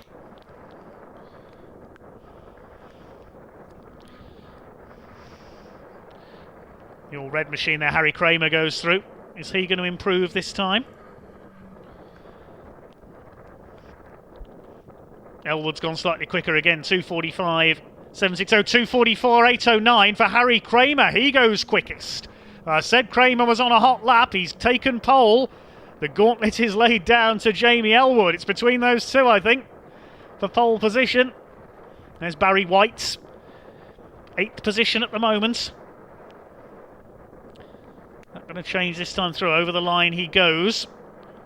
Personal best, but he doesn't improve position, 2:57.19. This is good stuff from the Caterhams. 46, Winrow goes quickest. I said he was one to watch as well. Jamie Winrow, 2:44, 2:32, half a second up on everybody else. The conditions are definitely improving out there. I can say that with a bit more confidence now. The times are tumbling. Winrow goes quickest. He must have heard me say it was between Kramer and Elwood. 2:44, 2:32. Kramer 2:44, 8:09. Elwood 2:45, 7:60. 1.5 seconds covers them. 1:20 on the clock.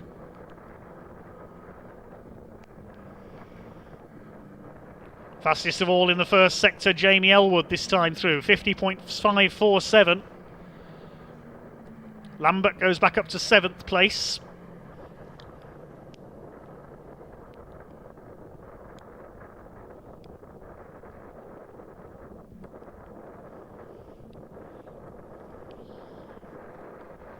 Both the Lamberts have set times, I can tell you that. It's Winrow quickest at the moment, and he's just gone quickest of all in the first sector, 50.011. The lap time's absolutely tumbling. This is great stuff. Just over 30 seconds to go. So this could be... Oh, there's a green flag waving there in the background. Somebody must have had a spin further round. I presume that's coming out of Wilson's hairpin, or the Sear pin as some call it, because it used to be known as Sear's Corner before it was converted to a hairpin. Now named after the late great Justin Wilson, British IndyCar star, and sadly lost his life in an accident at Pocono. There's Jamie Elwood coming through to complete another lap. What's he going to do this time? Quickest first and second sectors for Jamie Winrow. Checkered flag is out. Over the line goes Cottrell. Elwood does go quickest, 2:43.732. Now, Cottrell stays 4th, 2:44.916. Elwood goes quickest. He was behind Cottrell trying to catch a toe there. But quickest first and second sectors from Jamie Winrow. Watch for the 46 car. It's the blue and red car, I think. Still learning the colours of some of these. Harry Kramer doesn't improve. He stays 3rd, 2:44.809. Last lap was a 2:45.0. Just watching now for Winrow. Barry White has improved. So has Simon Goodwin. He takes 5th. White 6th. And Winrow goes fastest. 2:42.417. A full 1.3 seconds quicker than Jamie Elwood. Brilliant late effort by Jamie Winrow, the Cheshire driver. Well, it looked like it was Jamie Elwood all the way in the early stages of that session, but he's beaten to pole by Jamie Winrow in the 46 car. Waiting to see if there's going to be any further changes down the order. It looks like the first few rows of the grid are set. Last few cars coming in. Cracking qualifying session there from the Caterhams to take us into the lunch break. Pole position goes to Jamie Winrow, number 46, 2:42.417. Second fastest it is Jamie Elwood, and Lambert goes 3rd. Now both the Lamberts have set times. We don't know which one it is, unfortunately. We've got 26 Lambert showing twice in my graphics. We don't know which one has just set 3rd place though, as they're sharing the car. So Lambert, whichever it is, has just set that last time 3rd with a 2:44.017. 4th quickest 1:21 of Harry Kramer with a 2:44.809, and 5th 88 of Adam Cottrell, 2:44.916. 2.5 seconds covers the top 5 on the grid. 6th quickest number 38 Simon Goodwin. 7th is 1:12 of Andrew Whitton. 8th quickest 66 Barry White. 9th fastest 1:10, which is James Gilmore. And rounding out the top 10, 1:02 James de Lusignan. 11th to John Benfield in car number 42, so his early pace dropped away. 12th quickest number 99, that's Gideon Wilkinson. 13th number 3, the trophy category driver Jim Earlham. Only 14th for number 83, that's Jonathan Ems. Rounding up the top 15, another trophy class driver, 85 Colin Loughlin. 16th is the other Lambert, number 26. 17th is number 58, that's Robert Warner. 18th 172 Mark Smith. 19th number 22, which is Chris Buckley. Rounding out the top 20, Kim Raymond, number 15. 21st, number 21 of Roger Ford, the technical director of the Caterham Graduates Racing Club. 22nd quickest, number 84, Dan Hamilton. 23rd quickest, number 27, Chris Savage. Then number 19, Ollie Gibson. Mark Gibson, sorry. and 93 of Rob Appleton round out the field. Cracking qualifying session there for the Caterhams.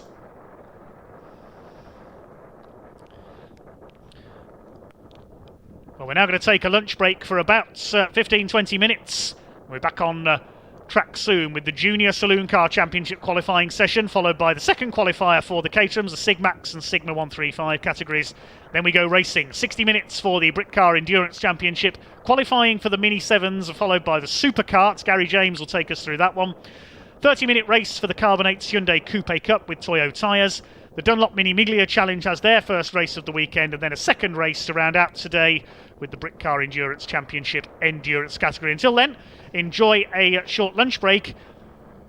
And before the season started, we caught up with some of the teams in Britcar. We'll hear from them during our lunch break. Back shortly. Please remember as well to switch to our other stream on Facebook for the afternoon's action. See you in a bit.